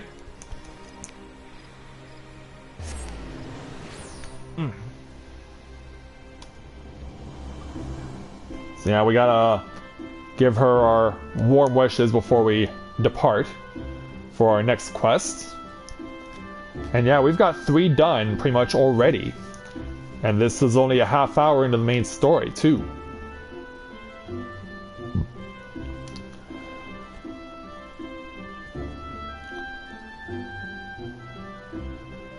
So I just need to make the jump over to Mordona. There we go. As it turns out, Yugiri is actually not that far away. And so is Alizé, for that matter. Welcome back, Mathia. I don't know about you, but I am heartily glad that all the talking is over. I understand that these council meetings are important, but do you not find it tiresome to have to weigh every word before you speak it? I doubt I will ever feel home in the realm of politics. But that's how they do it, Pete. That said, people have been known to change, and if my brother is willing to run his own errands, anything is possible. And it's so on that awkwardness that we get 857 gil, plus choice of foodstuffs. We will be taking a serving of Wildwood scrambled eggs. And another new addition for patch 3.5, it now says down at the bottom, duration can be extended to 60 minutes for its consumption by consuming multiple servings. So yeah, that's pretty good. I'm glad that they made such a decision to extend that sort of thing even further. So now we have to take Alisé's next main story quest, entitled Griffin Griffin on the Wall. Alizé seems eager to discuss the Council's decision with the other Scions. Sorry, I had to turn away there. Well, as much as I enjoyed the bustle of the tour, I think it's time we headed inside. My brother and the others will not be long.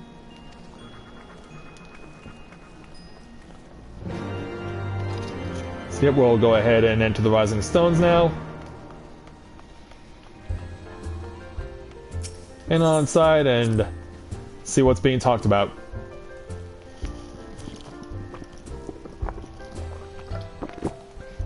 Good thing that I brought with me a bottle of water beforehand, because I need it for what we're going to be doing tonight.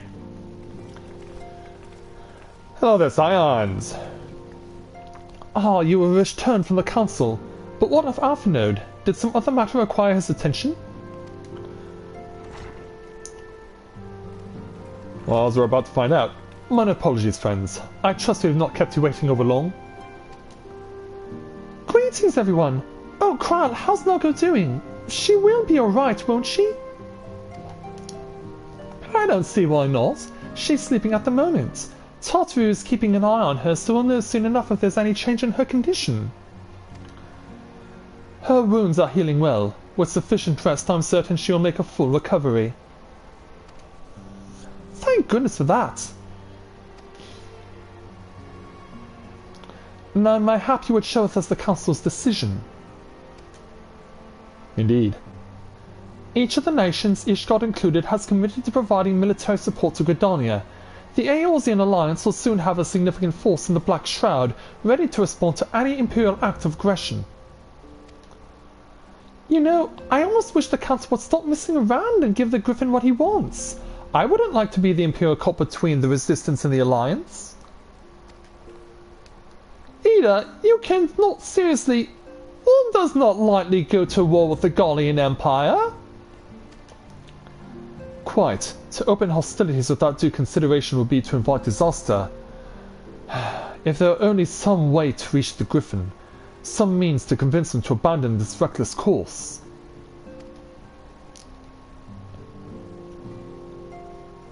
It may not be entirely unfeasible.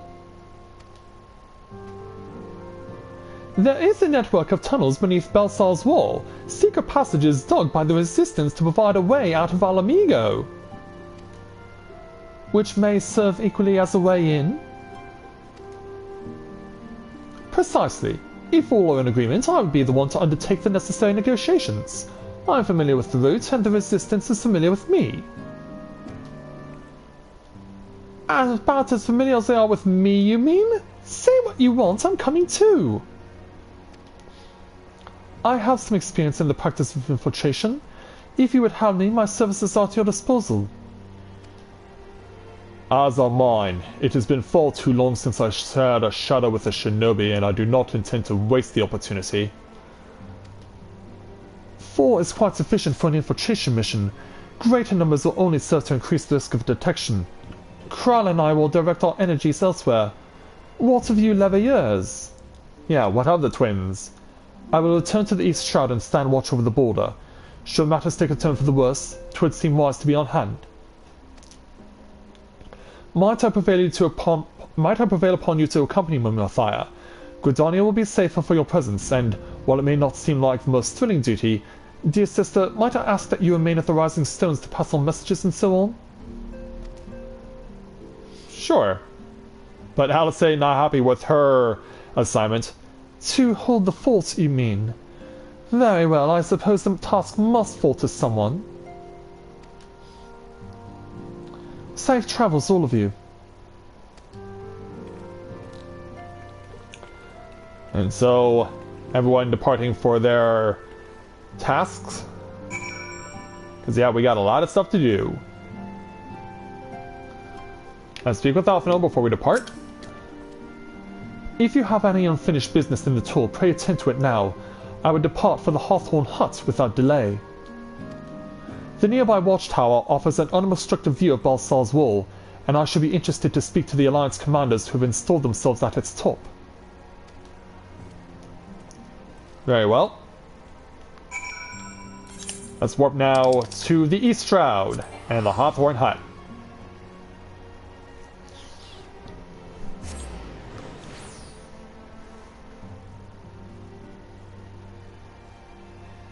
So let's go check out the things that are going on over there. Now, obviously, given that we're going to be possibly dealing with Garleans here, if things get out of hand, we should be ready for combat. And I am got 100% on everything, which is good. Very often, oh, there you are.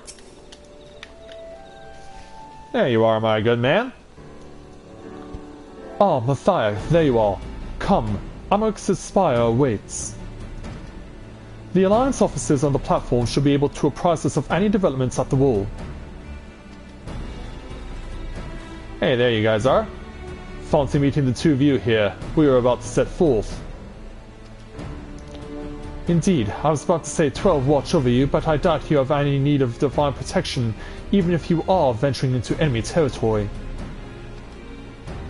Don't worry, Alphino, we'll have the griffin by the scruff of the neck before you know it. Do make up your mind, Ida. Only a moment ago you seemed ready to shake the griffin by the hand rather than the neck. So which is it to be? 'Twill be best to decide before we enter into negotiations. Trust me, Papalymo, I'll shake whatever needs shaking. The talking part I leave to you. Poor Papalymo. I think I feel a headache coming on. Let us be on our way, shall we?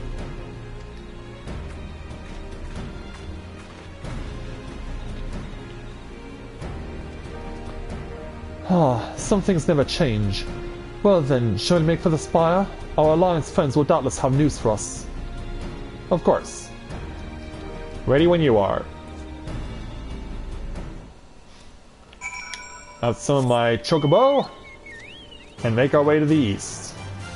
To Amarix's Spire, which, within the context of the storyline that I've shown throughout all these hundreds of videos that I've done for this game, we've only ever had to go to once. And that was for the level 25 Lancer challenge, which I know was a long time ago, like almost 3 years now. It's been that long since we've last set foot here. And of course it wasn't with Mathia, it was with Edie.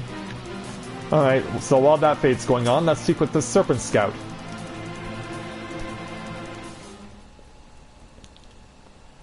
Welcome, Warrior of Light. I assume you are here to speak with our commanding officers? That's why I'm here. You'll find them on the observation platform. Pray proceed.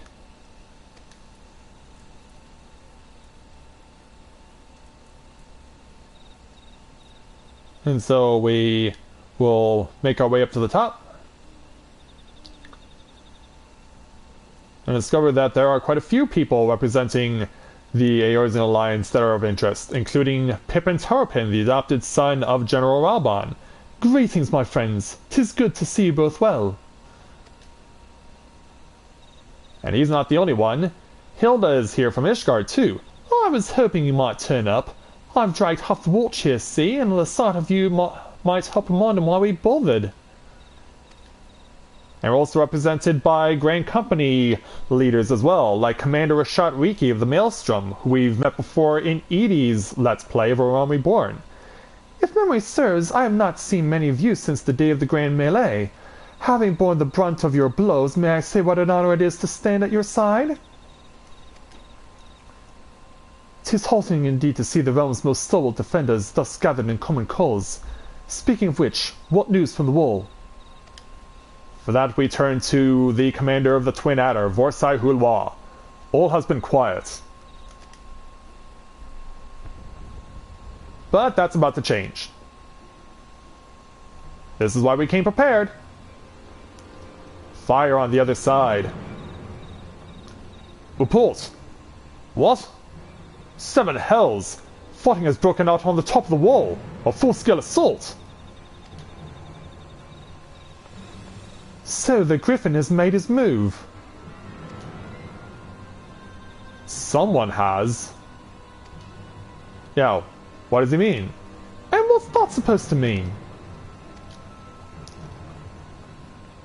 The attackers, they're wearing Grand Company colors.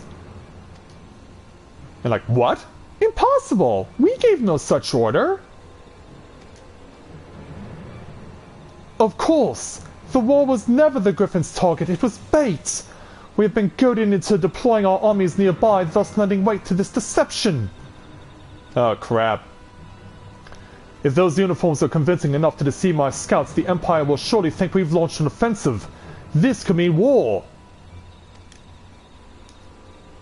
Uh-oh.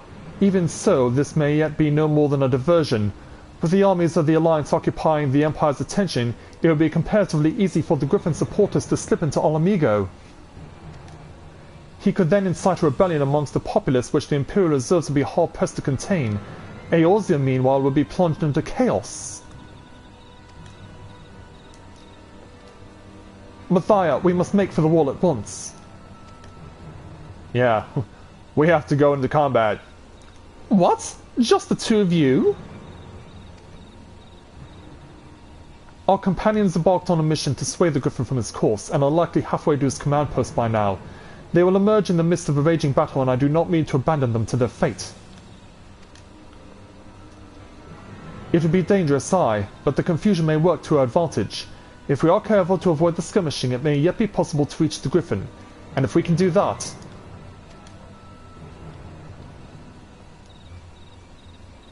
Are we agreed? Lady Hilda, might I ask that you have an airship ready to bear the Scions to safety? Huh, I don't know who this Lady Hilda is, Marshal, but you can count on me. Just being polite. We must prepare for Imperial reprisals.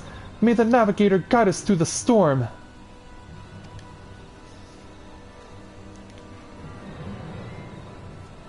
So away we go. Oh, that's bad timing. Well, maybe not necessarily, because we can still do this without Mitri. I'm pretty sure she's logged out, waiting for me. But yeah, as you can see on the inside... And yeah, those are Grand Company uniforms being worn. And walking alongside them, completely, without even skipping a beat, is the Griffin himself.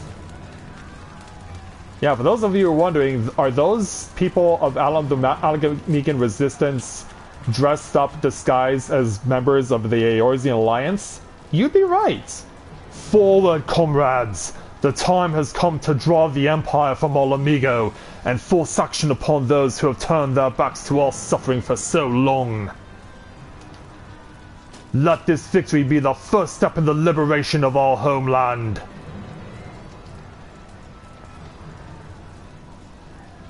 Alamigo will be free, no matter the cost.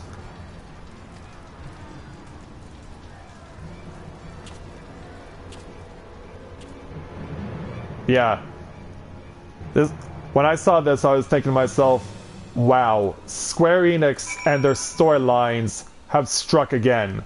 Just when you think that you figure them all out and you know what the plot twists are and that sort of thing, they surprise you with something like this. So yeah, bravo Square Enix, well played. To have the Alamegan Resistance go in disguise as Eorzean soldiers. Well done.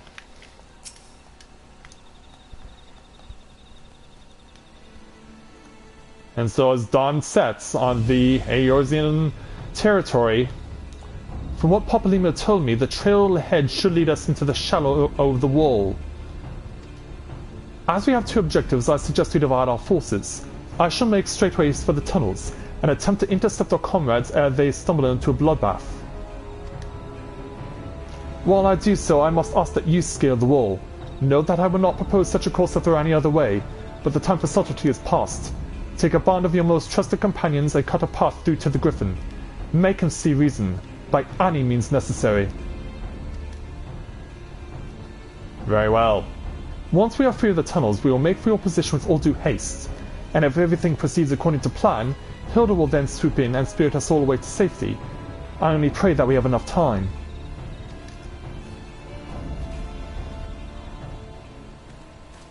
And so now, that is our destiny, right over there. Baelsar's Wall, now accessible. But if you're familiar with the Realm Reborn, I'm sure that is... You might be thinking to yourself, hold on a second, that's not the name of this place, it has a different name. And well, you'd be right. Because this place was actually known by a different name for a while.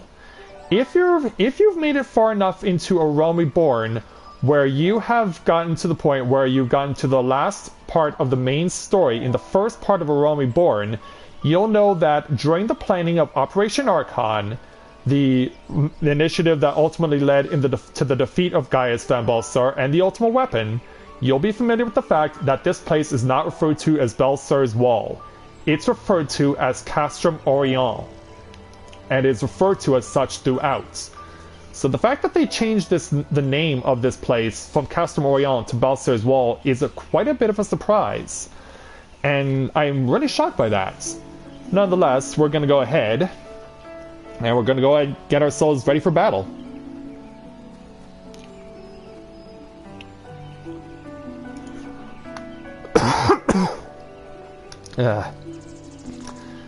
Don't you just hate it when your voice doesn't cooperate with you?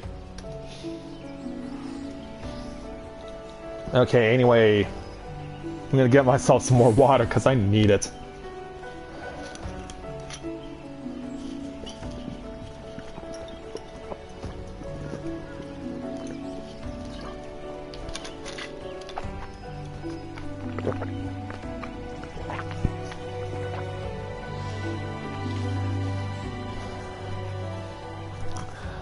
But yeah, how's that for a plot twist, ladies and gentlemen?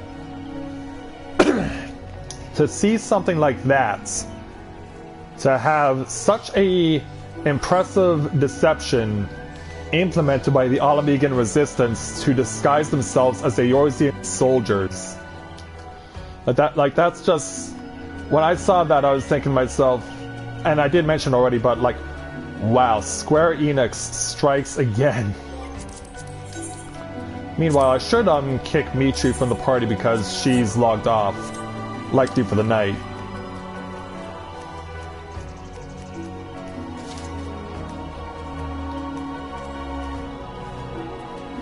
Oh, he did say he'd be back. Okay.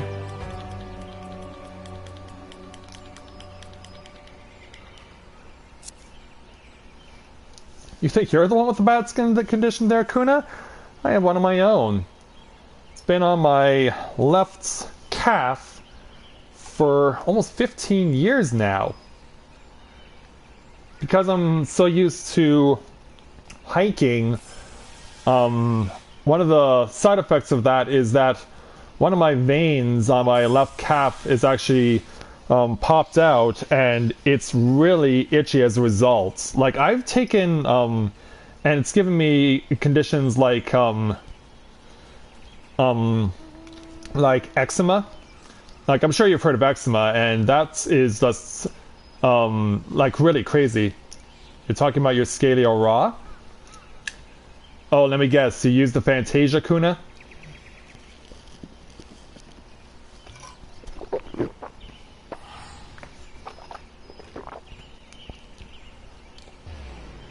Yeah, Lady Cynthia's had this weird issue with this song called We Are Number One, which I'm not familiar with. And I don't know what type of song it's supposed to be. Like, maybe you guys know what the heck it's supposed to be. It's supposed to be some song called We Are Number One. But I really haven't taken the opportunity to see what that song's all about. Or why it's as popular as it is.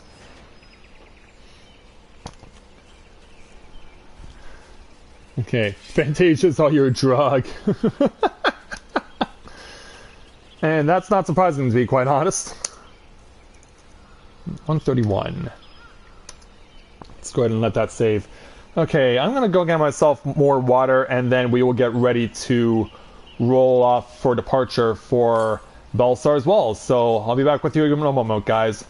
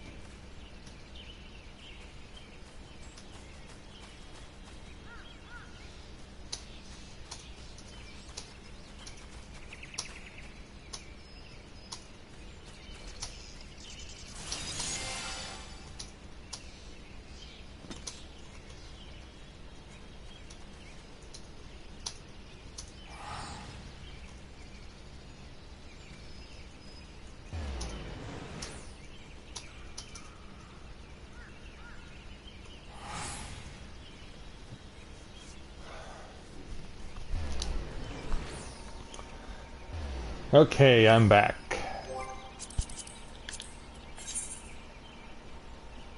Yeah, Mitri, I guess, will not be accompanying us, but that's okay because we can do this just fine with the people we got.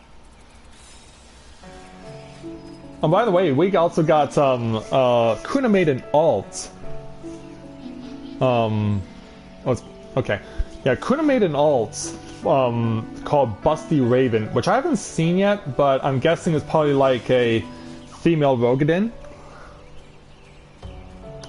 Up, sure.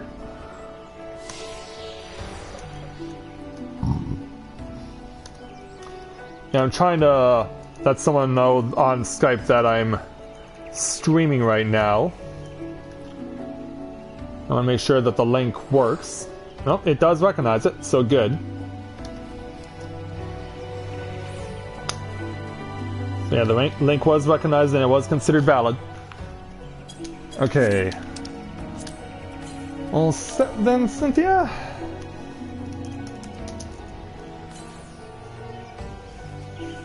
Oh, okay.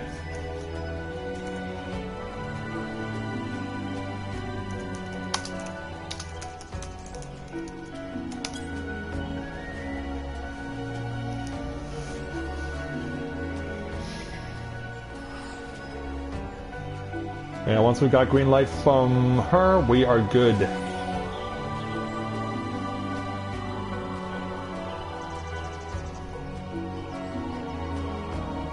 Alright.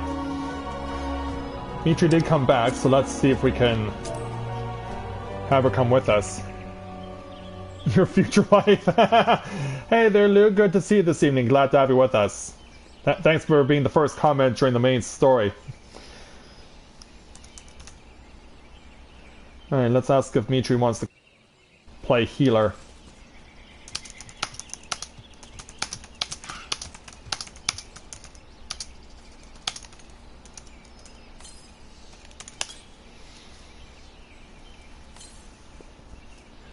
Because yeah, the sun may be rising, but where we're going, it's anywhere but sunny.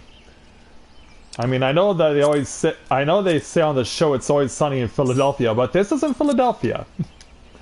It's far from Philadelphia. Mitri is still on her healer. That's what we need. Alright, well, looks like we're all set to go. So, we have Baelsar's wall unlocked. Let us depart for it right now. So all we need is a tank, and we're good to go. Z1... Oh, that's the third wiring triad. Okay.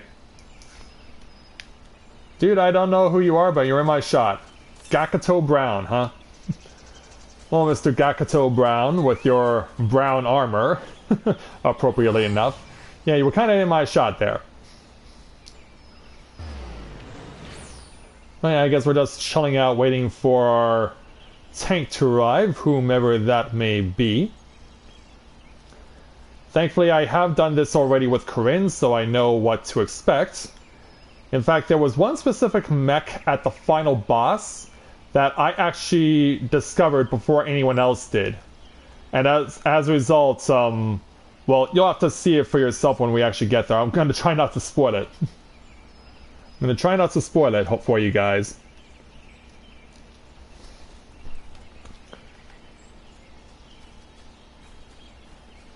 What am I standing around with you for? I've got work to do.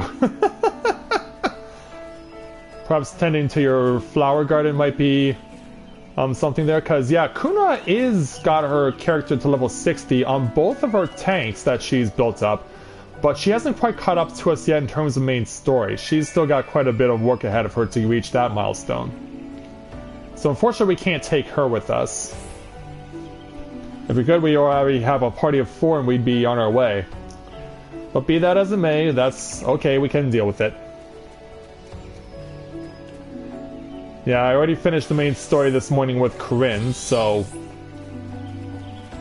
I know what to expect. It's just a matter of actually now doing the same with Mathia. And yeah, for those of you watching, I did say that this would not take long, because after we complete Baelsar's Wall, there's only one other quest, and that's it. So yeah, they were doing like they did in Realm Reborn, where the last patch is being released as 2 parts. We will not see the other part of patch 3.5 until the spring. But already, people within my free company who have already completed this milestone, they are already coming up with a whole bunch of conspiracy theories. Let's go ahead and get started. Let's go over there, everything let's go over here, we're all set. Alright, here we go.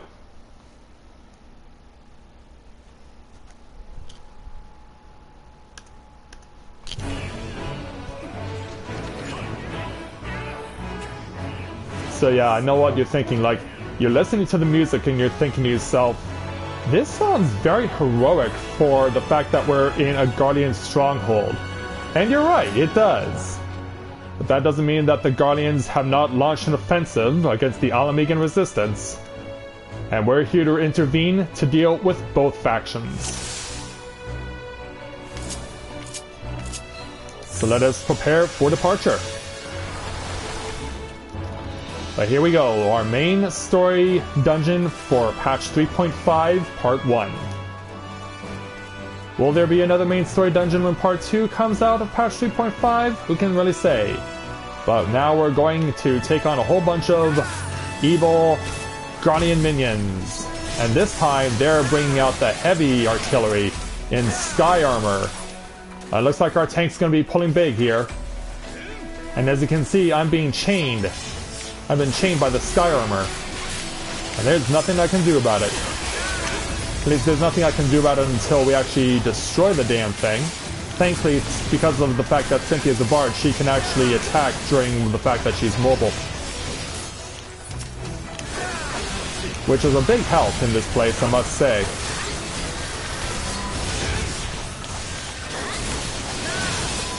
But yeah, the music so does not fit this place. It's really cool, but it does not fit this place at all. I mean, it's a freaking Guardian stronghold that has the wrong name on it. The freaking Guardian stronghold that has the wrong name on it. There's a healer in the midst of this chaos. Wish I could tell who it is, though. Because I don't see a healer anywhere. So where's the healing coming from?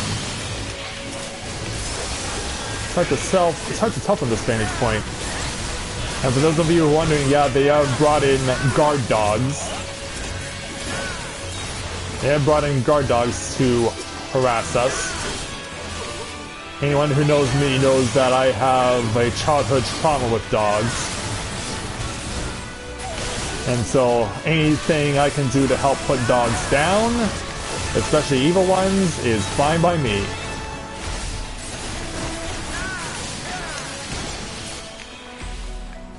Yeah, but barking always scares me because you're never ready for it. And it always startles you. So yeah, to say I'm not a fan is an understatement. Yeah, Tank, you can't go any further with this pack. The key is being held by one of these 4 opponents.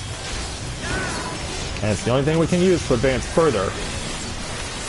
Yeah, you can only advance so far. You can only advance so far with this stuff. Splash on him. There we go. Whoa! Run! Alright. Heal, boy.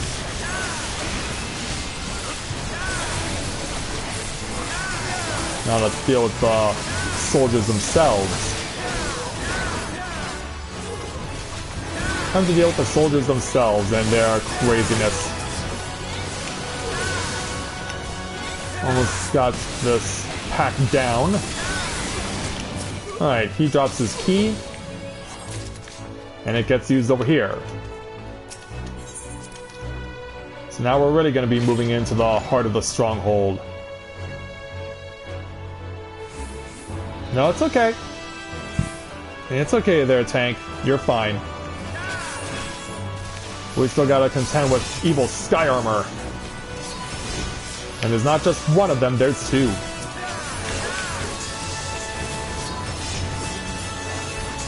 Oh, I was about to say, where's the tank?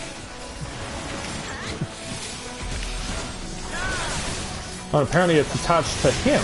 Okay, he got the thing taken off of him. Or you got it taken off of me.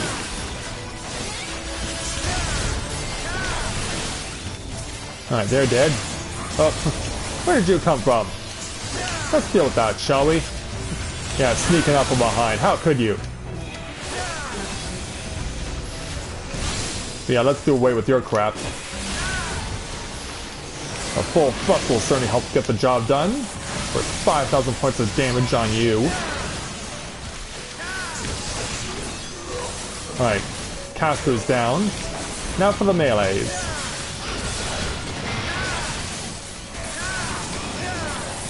Spin to win. And then splash on you. Yeah, we can even see through a gate. You can even see through the gates of this place. Alright, Cynthia opens us the path to mini-boss number 1. A Magitech Predator. Right. Here comes Mitri, who I've noticed has utilized the Fantasia and has changed herself back into a Mikote. Yeah, last time we saw her, she was a Lalafell, but Mitri, of course, being our resident chameleon, has utilized the Fantasia once again. And we got Sky Armor in the field now we gotta deal with. So we gotta disable these stupid things. And yeah, they treat us the same way as the other Sky Armors did. And look out for that move, because similar to the battle against Alexander level 12, that thing can hit in range. It can hit on an AoE if there are people standing too close.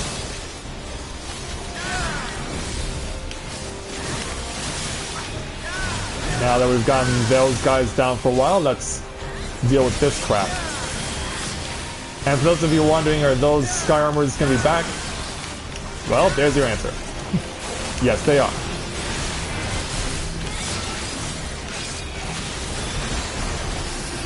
Ooh, I took a hit there. And I'm still being attacked by this stupid thing. Yeah, this Sky Armor does not play nice. But given that we're in a patch 3.5 dungeon, it's like, what were you expecting? Like, what were you expecting? Alright, I need to step away. Because I'm being targeted, and so is Cynthia. We're both going to take massive damage. Thankfully, I escaped that move. Alright, spin through that. Now we gotta wait once again for these guys. Yeah, now it's not just the fact that we're being chained, it's more than that. Alright, oh, he's dead, okay. I didn't notice at first, but we got him. Slow you down a bit. Now let's get back to business. Increase our buffs. And then let's go ahead and let loose the limit break. Was it a good idea? It was. Thankfully we weren't standing too close to each other, which I am happy to accept. Because yeah, you never know when that's going to give you a bit of frustration. Okay, Sky Armor round 4.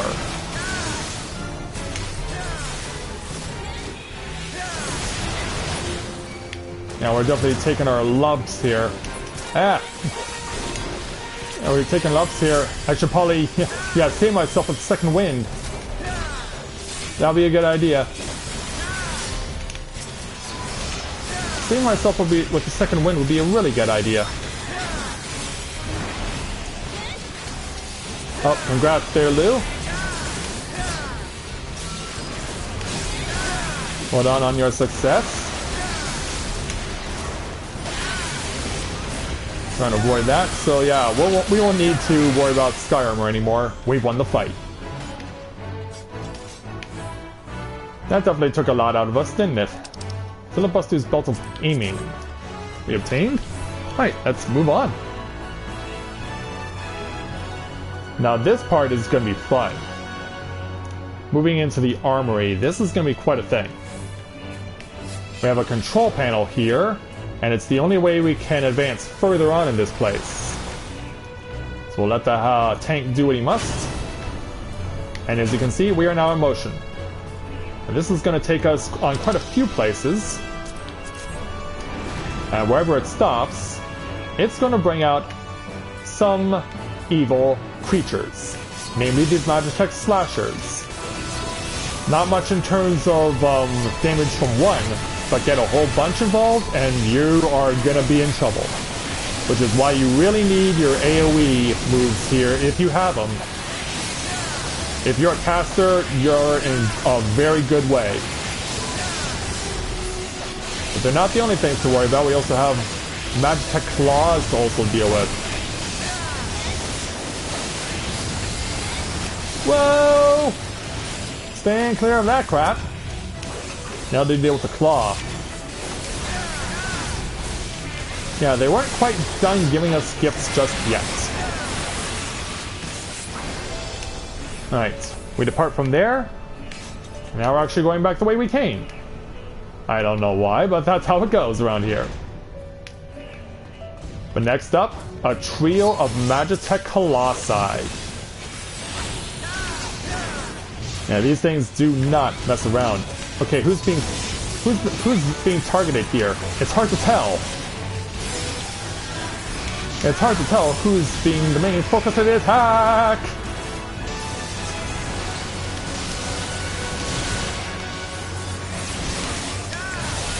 Oh, look out for danger. Time now, when it comes to dealing with the grand sword attack that Magitech Colossi use, I'm glad that they give you an AoE tell to let you know to be ready for it. Because it's not something that they've used previously with other variations of the Magitech Colossi and other Guardian strongholds that we've been to. So the fact that they've done that here in Baelsar's Wall is very nice. Okay, those three Colossi are dead. Now moving on. And we got another conveyor belt over here. And not only are the little guys coming out, but the claws coming out right out of the gate. But our focus is of course going to be on dealing with this crap. So spamming Ring of Thorns as much as possible.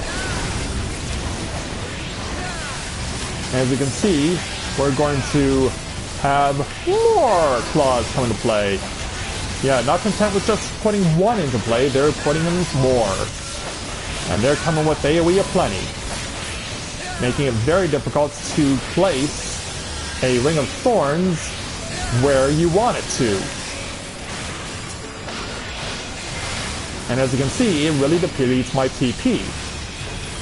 But it's the sort of thing you have to be willing to do if you want to rid yourself of these little menaces.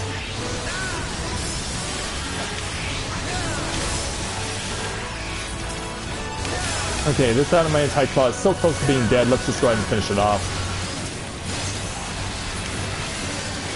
But yeah, Cynthia, I need you to implement your AoE attacks if you could be so kind. Or are you running... Actually, no, you're not. You're at full TP. You don't suffer from this problem like I do. Alright, moving over again. Next up, 3 Magitech Vanguards. Yeah, they're going to be bringing the entire cavalry here. Anything that is Magitech, they are bringing to the party. And it's not a pretty sight. And I don't know how I picked up the aggro here.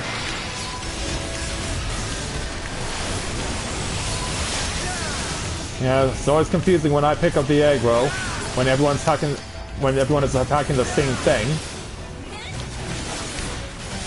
Or at least they're supposed to be attacking the same thing, because yeah, we were primarily attacking that one suit of Magitech armor. We were attacking that one Magitech Vanguard, and somehow I got the aggro. Nonetheless, we still killed it off. Just confused is all.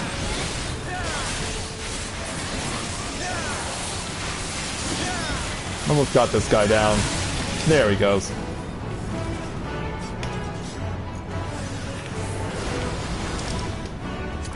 Oh, I did already pay for it. And I'm the one who got it. But now we're free to go. We're done with the crazy gauntlet. So now we ride to boss number 2.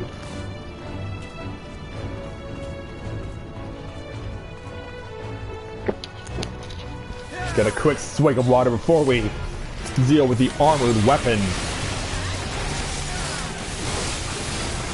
Yeah, it's not an ultimate weapon by any stretch of the imagination, but it is by no means weak in comparison. This thing's got a lot of tricks up its sleeve, like this move.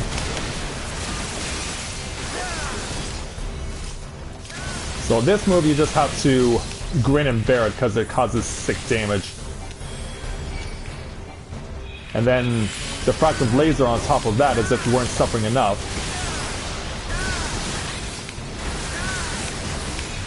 And then showing that it's not completely one-dimensional. Yeah, he brings out friends. He brings out a whole bunch of friends. Because yeah, we haven't had enough to deal with in terms of these magic slashers. Yeah, try and thin their numbers out somewhat. Let's see if I can actually trick this thing. Oh crap, I can't. Uh-oh, I think I'm dead. Yeah, I am. I could not escape fast enough, and I stereotyped. Well, that's unfortunate. Yeah, I was thinking to myself, maybe if I don't do anything, I'll be fine. But nope. Yeah, because I didn't have that issue previously, but I guess they're not going to let me get away with it, no matter what. You either deal with it or you don't. Watch out for this crap. Oh, you serious? Alright, let's go ahead and launch the limit break because we do have it now.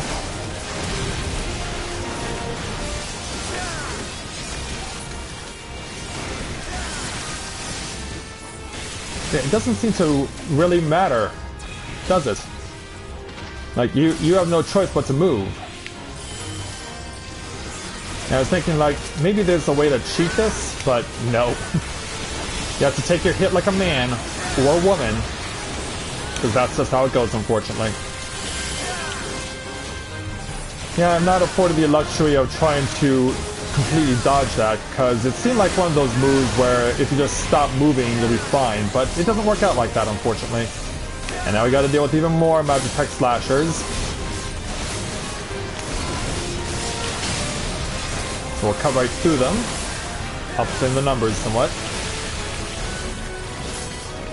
And I guess we'll go ahead and Ring of Thorns them a little.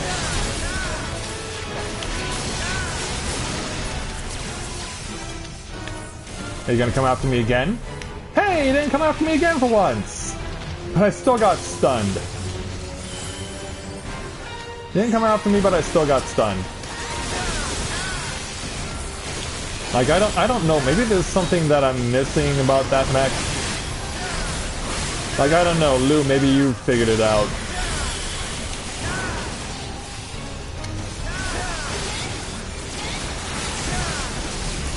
Alright, Magitech bits again.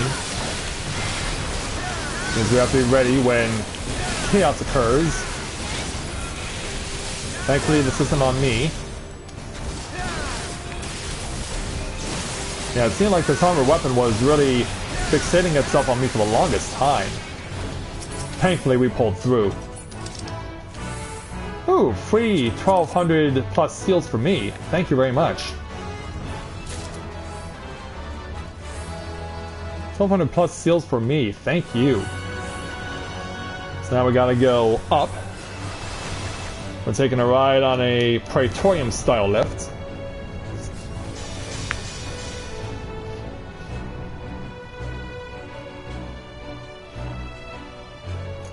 It is a lot of healing, which is why you better hope you have a healer who's up to the task, and thankfully we do in Mitri. So now we're getting really into the heart of the fighting. Because yeah, look at this set of enemies that we're gonna have to put up with. Oh, we're just waiting on Cynthia, okay. We were just waiting on Cynthia, that's all. Crap.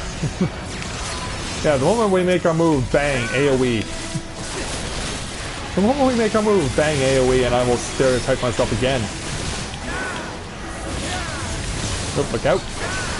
Twice. But yeah, this place really likes to spam the AoE like nobody's business.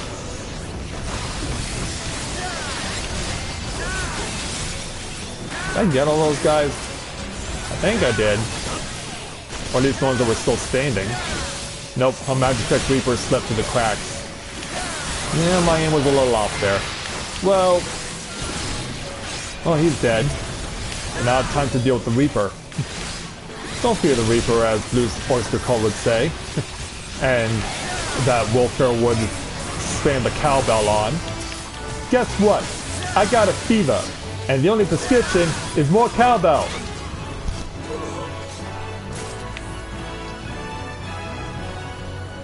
Like, I've actually heard that song in its entirety, but most radio stations I've heard who play it don't include the guitar solo that comes after verse 2.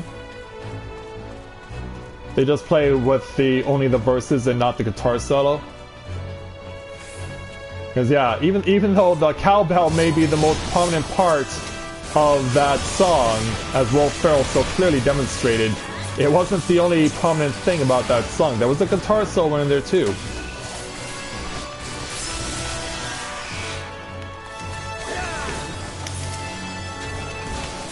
Alright. Hit whenever we can. But yeah, the tank has room to run here. In fact, he's gonna run right into the Alamegan resistance on this.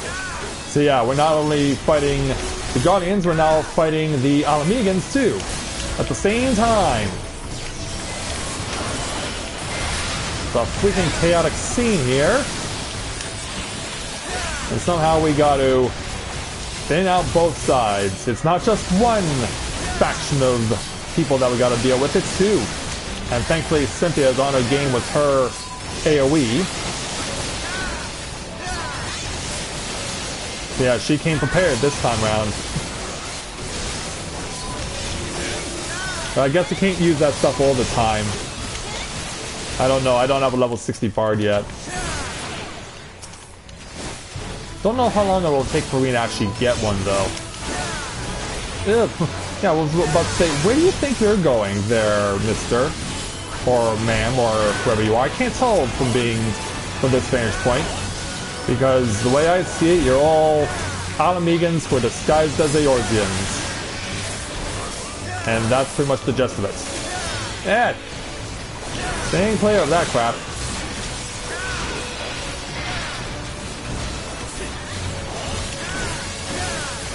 Yeah, we're thinning you guys out. Oh, couldn't quite get you killed off, but there we go. There we go. We had you right teetering on the precipice, and then we did away with you. A leg sweep to take out your legs, and the rest of your body for that matter. A ring of aiming, that's not something I need, but I'll play for it anyway. Alright, up we go. Because we've beaten the last wave of enemies, because next up is the final boss. Take a guess on who we're going to be fighting.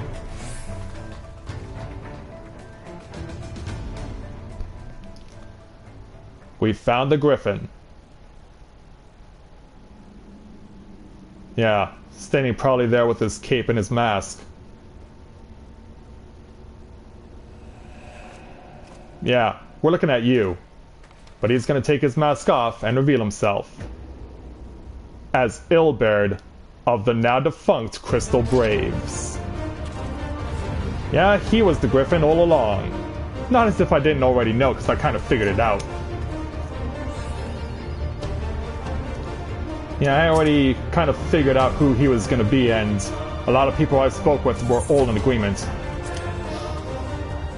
But yeah, it's Griffin v. Griffin here in the final battle of the main story dungeon of patch 3.5.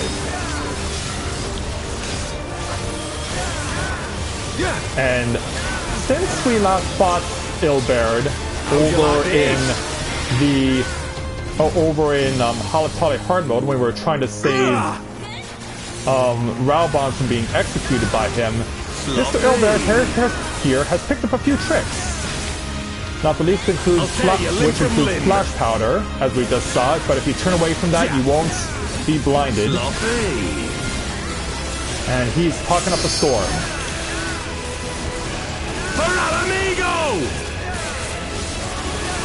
But yeah, when he does this is the most important move of the fight, because when he drops all these flaming swords, you need to take it upon yourself to do one thing and one thing only. Destroy one. If you don't destroy a blade in time, your ass is grass and the party will wipe. Oh crap, I've been targeted. Which is bad for me, because if I don't move back in time, I could have been instantaneously killed. But now we gotta run over here quickly. Sloppy. Well, in that instance, you were right there. I was sloppy. I didn't react fast enough to your move. Primarily because I've only done this fight once before with Corinne. And yeah, if you think he's just limiting himself to that, think again, because he can also immobilize your healer. And it has the similar move that is shown when you do the fight against Gilgamesh for the second time to conclude the Realm Reborn Hildebrand mysteries. But yeah, he's just jumping all over the place, so you really have to be on your guard and anticipate his moves when the time is needed to do so. I did say he had no shortage of tricks. I'll tear you limb from limb. Well, you'll need to do better than that, then. Sloppy. For Alamigo! So yeah, once he does Lion's Head, you know that you can expect this move. I have you now. Well, you're gonna have to prove it. Thankfully, I had the correct points in the rotation. How'd you like this?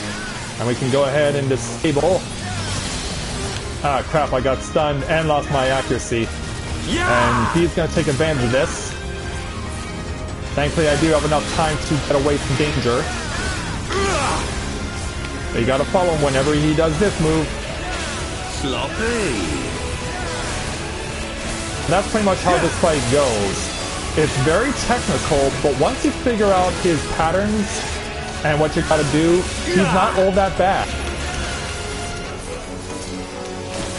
Just be ready to save your healer when the situation requires you to do so. I was about to say, come on, make that one count. He's gonna jump. Oh, we're on the wrong side. Well played there, Mr. Ilberd. Thankfully, none of us took damage. Which means I can now nail you with a double limber plate. And take off 9% of your health. I'll tear you limb from limb. Well, then try harder. You talk a big game, but so far you've yet to back it up. And as you pretty much can tell, we're gonna have to go through the burning swords once again. I have you now. Alright, get ready to immobilize the central blade. How'd you like this? Yeah, we'll burn it for good measure. Ah, crap. And for the third time, I've been targeted by him. Targeted by him for the third time. Well, he knows who's streaming. He knows who's on the air, broadcasting this to the world. Sloppy. So yeah, ironically, he knows exactly who to target. Yeah, he's done this before. Now, I would say I would feel confident about not having to go after the string color again, but I would rather not risk it. I would rather not take the chance. And I would rather save my healer. Now let's finish him off. Whoa! Yeah, I was completely faked out by that one. Sloppy. No, the one who was sloppy here was you there, Ilberd. We win the fight. Yeah, I'm taking my name back. You can't have it, it belongs to me. And we're all gonna stare at you intently. Yeah, I'm taking my name back. Oh, and did we actually get a triple triad card? Well, you may have there, Cynthia. Unfortunately, I did not.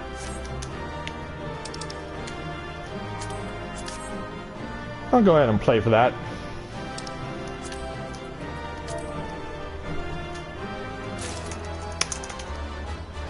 I don't think I'll be able to get this in fast enough. But I'm happy to get the trousers, though. Yeah, my keyboard's just not responding. But there we go. Oh, now it's responding.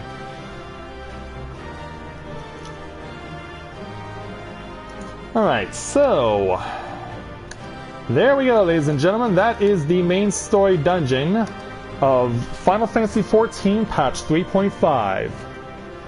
So yeah, we certainly had quite the journey to cover in order to deal with the Griffin's shenanigans.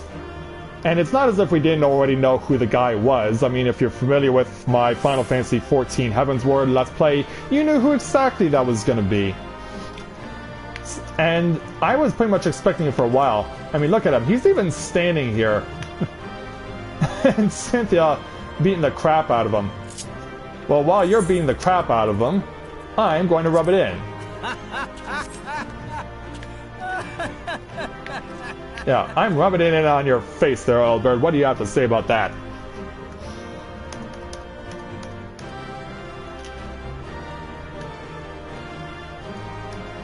Alright, let's go ahead and trim off the edges. Just want to make sure I got everything trimmed off in the way it's supposed to be. So yeah, thoughts on the dungeon. Thoughts on the dungeon and what you saw within. Is it everything you hoped it would be? And are you satisfied with who we just defeated? Also, oh, Cynthia is celebrating victory with me. Yeah, she's dancing up a storm. Yeah, we should celebrate victory with her too. By doing what dragons do best. Jumping! Yeah, with what dragons do best. Jumping!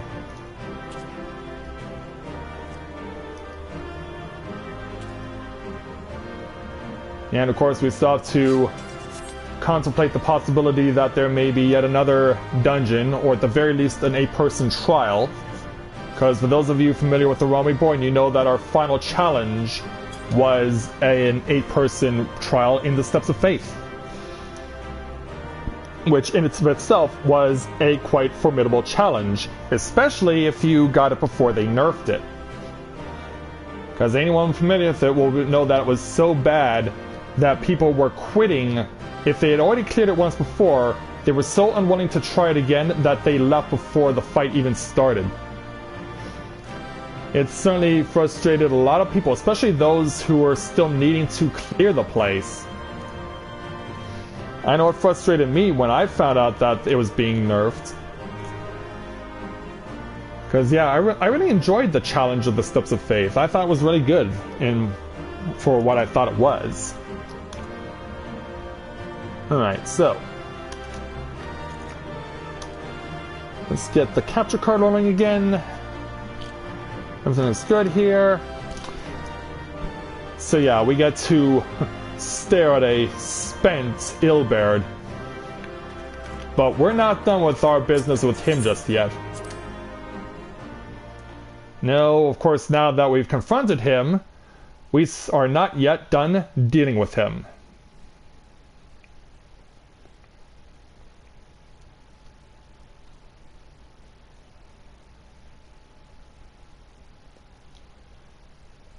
So now it's time for a very important cutscene.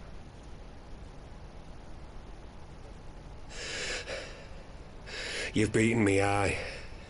That we did. But you cannot stop what I've begun. Behold, A glimpse of things to come.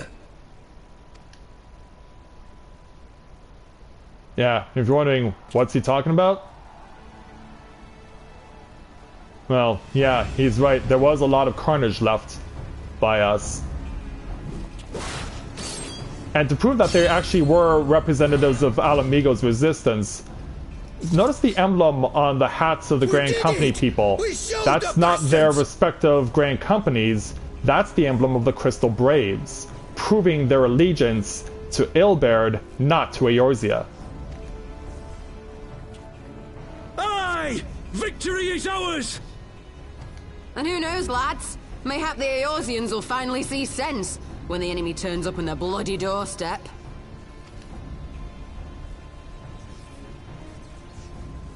And while they're having this conversation, believing that they've won, Ilberd's two right-hand men, who we also have not seen for the longest time, are about to really get things ugly. This is for Alamigo, for Eorzea. Yeah, we have Laurentius here, who has proven himself to be a traitor on more than one occasion. And he's not alone. They die that others may live. So, he's not alone. He's also accompanied by Yu Hase. And as you may have noticed, they're both wearing the colors of Garlemald. Vanguards! Attack! Yeah, Laurentius is bringing in the heavy artillery. 7 hells! Do you hear that?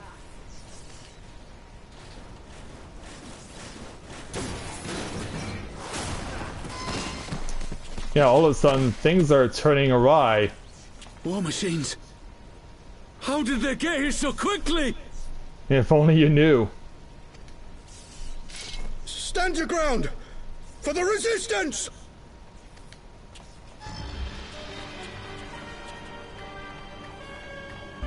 And so, they make their move, but try as they might, yeah, they don't fare too well.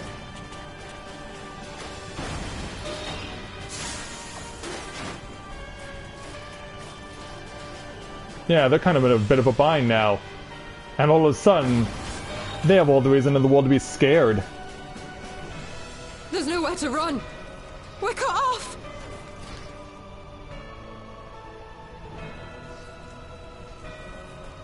How are you gonna get out of this? Well, the answer is you can't. Firebombed. And for those who think they can run away, well, they're gonna get chased and shot down.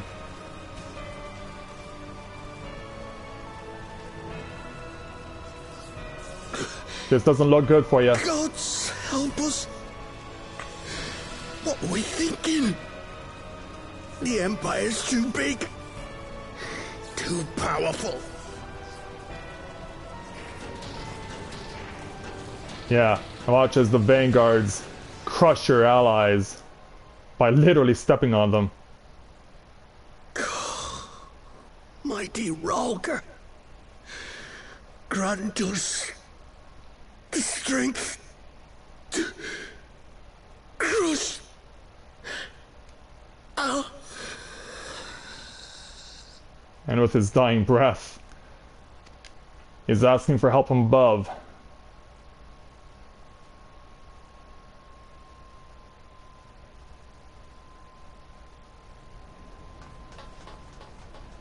There you are. And as the Scions arrive... As you can see, our infiltrators did not elude me for long.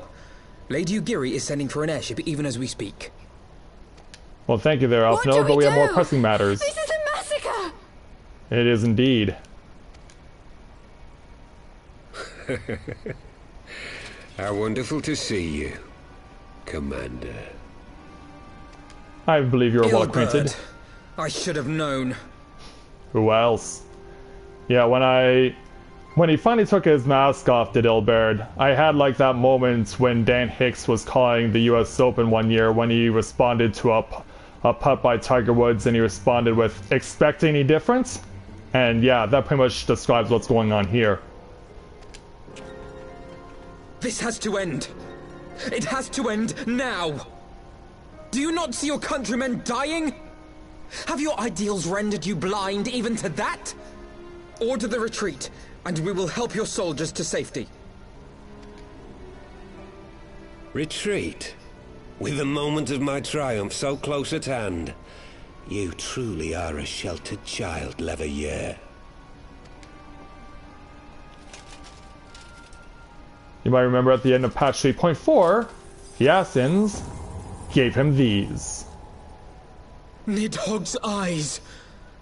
No abyss is too deep for you, I see. But trust me when I say that such power was not meant for mortal hands. Yeah, you saw what it did to Estenian. How long have I struggled to reach this point? My countrymen, so inured to the taste of defeat, they no longer balk at its bitterness, shouting my throat raw with rallying cries, only to be greeted with dull eyes and blank faces. My brothers and sisters in Ulda have surrendered to their apathy and their appetites. Were it not for the glint of Lonorito's coin, I doubt even those here now would have answered my call. Take back our homeland! Free Alamigo! Ha! They'll happily mouth the words, but they won't spill the blood. You say no mortal should wield these eyes? Then I shall gladly become a demon. I will suckle on the souls of the hopeless and liberate the homeland they no longer deserve. Yeah, he even hates his own country now. What exactly do you mean to do? Oh, if you only knew. Did you hear their cries as victory was snatched away from them? Even with their dying breaths, they cursed the Empire. Never has their desire for vengeance been so raw, so true. A god has no need of faith when summoned by so pure a purpose. Summoned? Do you know what that means? You cannot mean to fight the Empire with a primal! You know full well the danger, the futility of relying on such power! Oh yes, I know their limitations. Which is why I will call upon a deity more terrible than the very black worm of the calamity itself. Yeah, remember what the soldiers were saying earlier? Well now, Ilberd's going to use Nidhogg's power. What? Here? Now? Like hells you will! Yeah, are we really just gonna stand there and let him do it? Unfortunately, even in his wounded state, Ilberd's too fast for Ida.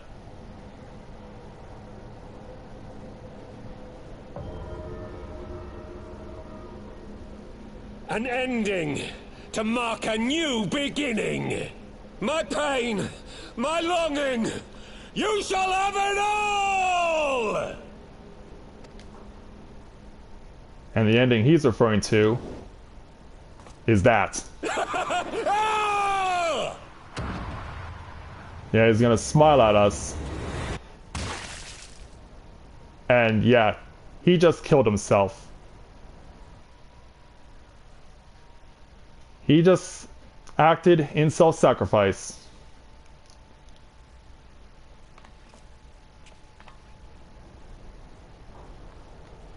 So yeah, he's down there amongst all the tattered and destroyed bodies of his fellow Alamigan soldiers.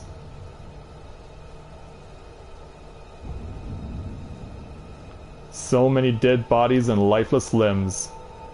And among it all, Ilberd's eyes are in the back of his head, but his new eyes are burning brighter than ever.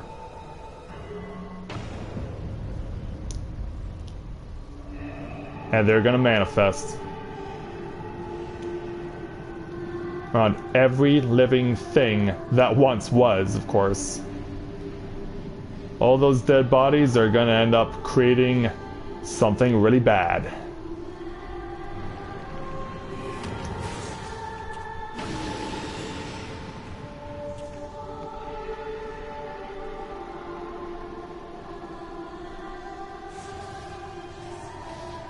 This light, is it... His death completed the ritual. The primal is taking shape. This isn't good. Well, can't we stop it?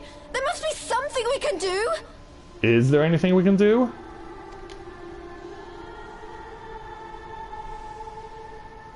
There is one thing.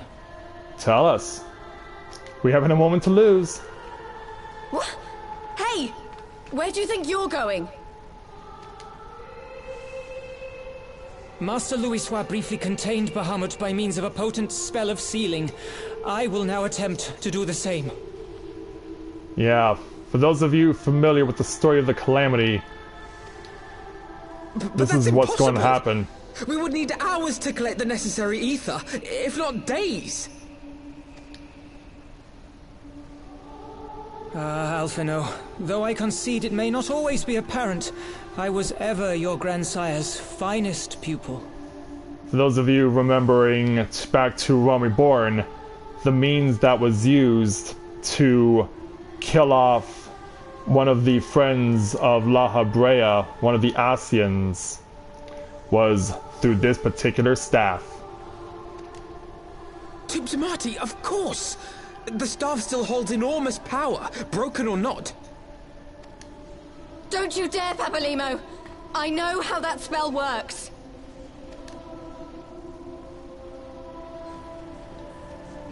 But in the meantime, our escort has arrived. It is time to leave! Quite right. Quickly now, off you go! The further away, the better! No! If you're staying, then so am I! Yeah, there's no way Ida's leaving Papalymo's side. No, Ida! There is a path only you can walk, and it must not end here, not like this!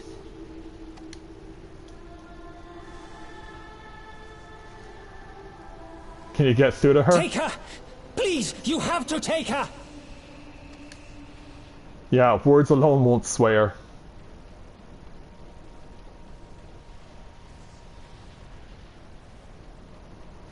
And so Thancred rushes in and basically goes Shrek to Fiona. Thancred! Put me down! Thancred! This is one battle you cannot fight. Away with you! Go! Yeah, and then, of all things that they have you do, they ask you to choose whether you trust in Papalymo and leave on the airship or you stay with him. Now, I've seen what happens if you choose to stay at Papalymo's side with Corinne. All he really does is he casts a spell that launches you onto the airship. And that's pretty much it. Nothing spectacular or dramatic, it's just poof, he warps you there. So, we're gonna trust in him and leave. As much as it pains us to do so.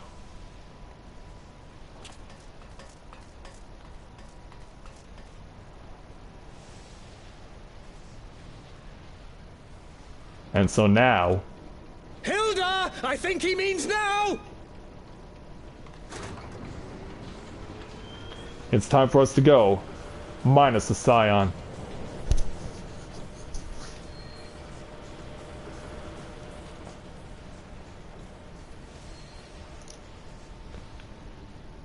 It's little Papalymo against the world. Farewell again, my dear Ida. It's little Papalymo against the world. Let us see how good a student I truly was. And we'll see if he can invoke the same spell invoked by Louisoix. With a staff that's much bigger than he is. And it's more than just one staff, it's a whole bunch of them.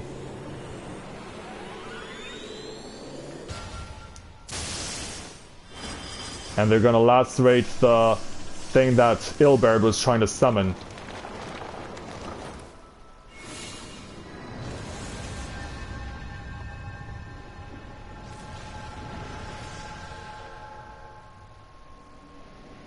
And Papalymo vanishes into a bright light as we see what he's created.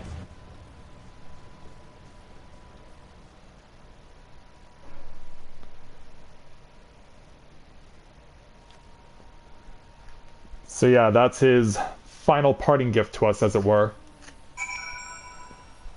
I'll take the offer to go to Remnant's Toll in a moment. I had to get a drink of water first.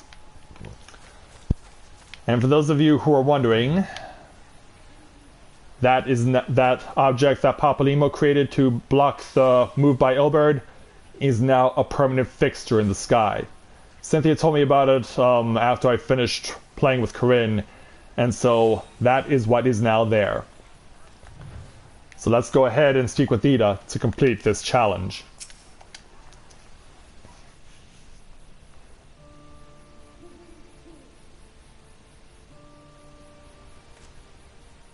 Why? I know how you're feeling. He's been a constant companion to you. Why didn't they let me stay? Papalymo is my friend. I should have been there with him. I know how you feel.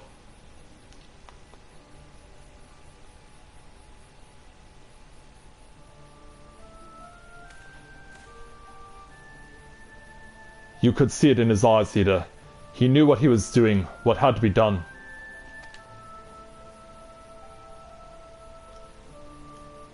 Master Louis wore that same look, right before the end. Don't you think I know that? I know, all right, I know! There's nothing more you could have done. Ilberd caught us all off guard, even Mathia was powerless to stop him.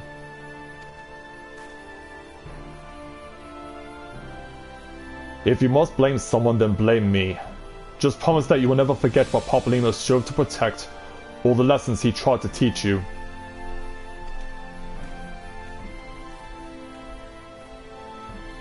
Don't speak to me.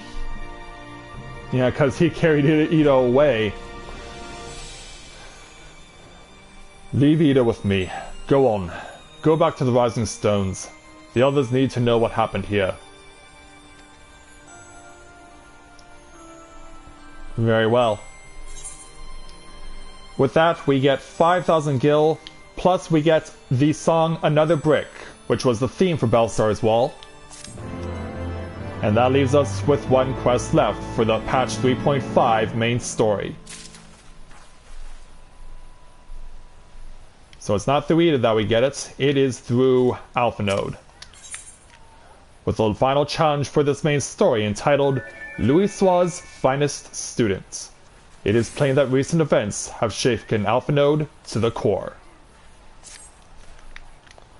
Once again, I find myself at a loss for words. But Thancred is right. We must return to the Rising Stones and apprise our companions of all of this. Pray make your way there at once. I will send word to Ashtola and the others of our imminent return. So let's go ahead and take the free warp from Mitri. Thank you very much.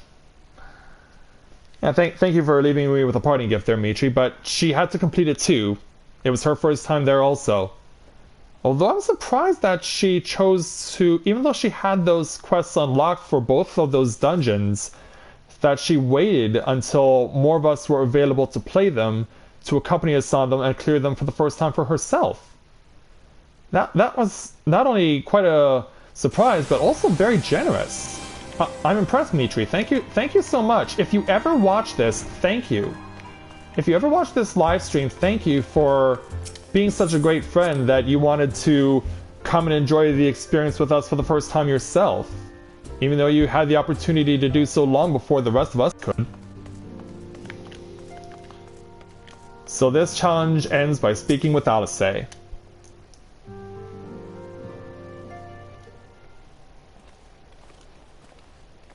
And even Oriange has joined us.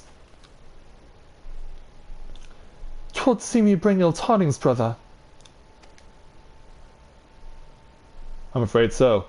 Aye, behind the Griffin's mask we found the grinning face of an old adversary, Ilberd. I know not how, but he had in his possession the eyes of Nidhogg, whose dread power he used to initiate a summoning ritual, even as we looked on. And so he explains the whole situation, including the loss of Papalimo. By the 12! I don't understand. To attempt such a magic requires every ounce of one's ether. No one, not even grandfather, could cast it and hope to survive. Indeed, it was ever as a last resort, as I'm certain Papalimo was aware. Thus did the pupil follow in the footsteps of his master, even unto the grave. I have as yet been unable to explain how Ilbert came to possess Nidhogg's eyes. In the depths of the sea of clouds, a perpetual storm of water and wind acted aether rages. No mortal could endure such conditions. Then mayhap it was the work of an Arcean. Well thought. But now is not the time for idle speculation. Kral, I have need of your assistance. Yes, of course. We must inspect the cocoon of light and ascertain the state of the primal trapped within. Between our respective talents, I dare say we shall glean some measure of insight. Understood. I can't promise I'll be able to sense much through the barrier, but I shall certainly do my best. As shall I. Let us be about it then.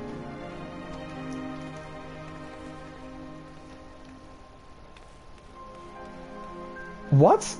Without so much as a by your leave? Yeah, Alice keeps getting shocked by stuff all the time. You really have been away from the world, haven't you? Pray forgive Arcana Stella her brevity. She seeketh employment, lest her grief deprive her of the will to act. A desire to comfort Ida doubtless compoundeth her unseemly haste. I too must contend with this grievous loss in mine own way. By thy leave, Lady Alice, I shall honour our fallen colleague through gainful study. There exist writings which may add further understanding of this cocoon of light.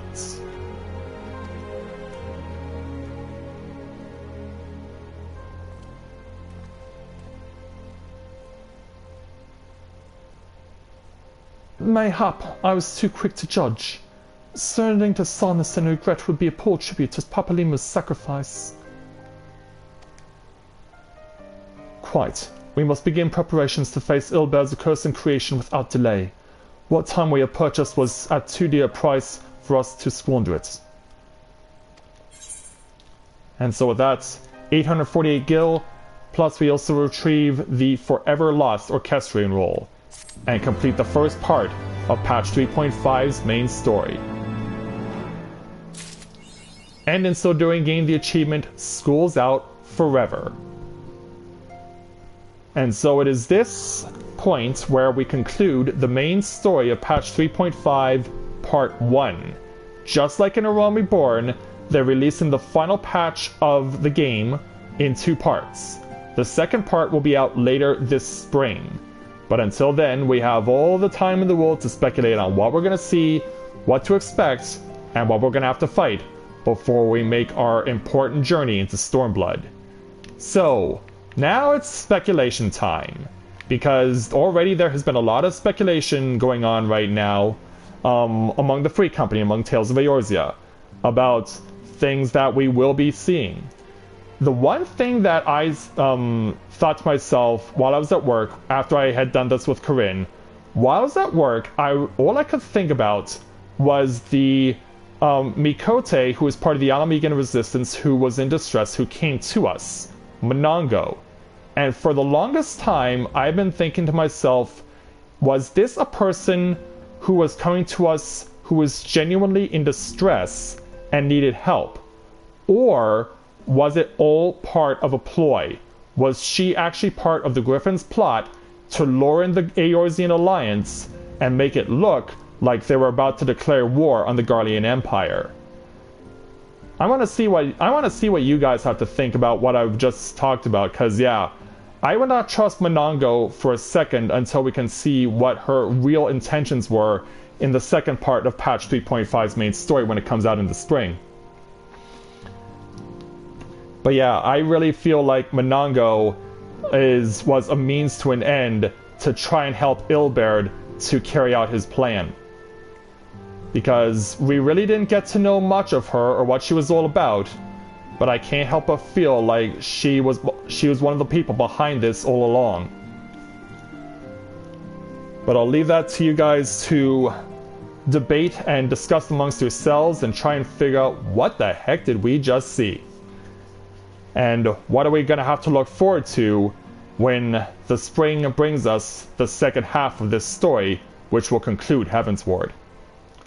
So that's going to do it for this live stream of Patch 3.5 Part 1's main story and the side dungeon Sohm. But as of course we have now got a new patch, we're not done with stuff just yet. There'll be more live streams coming in the course of the next few weeks, including tomorrow, because I'll be back with you guys as we will be hopefully looking to reach a conclusion with the 2 series of mysteries that are currently going on. The one with Hildebrand and his Mammoth Gigi, as well as what's going on with Saint Endelum Scholasticate and Briarden. That will come tomorrow, and I'll look forward to seeing all of you then. So thank you very much everyone for watching this live stream of Let's Play Final Fantasy XIV Heavensward. And until I see you guys again tomorrow, this is Matthew with Novaura Autism, saying take care, and I'll see you soon.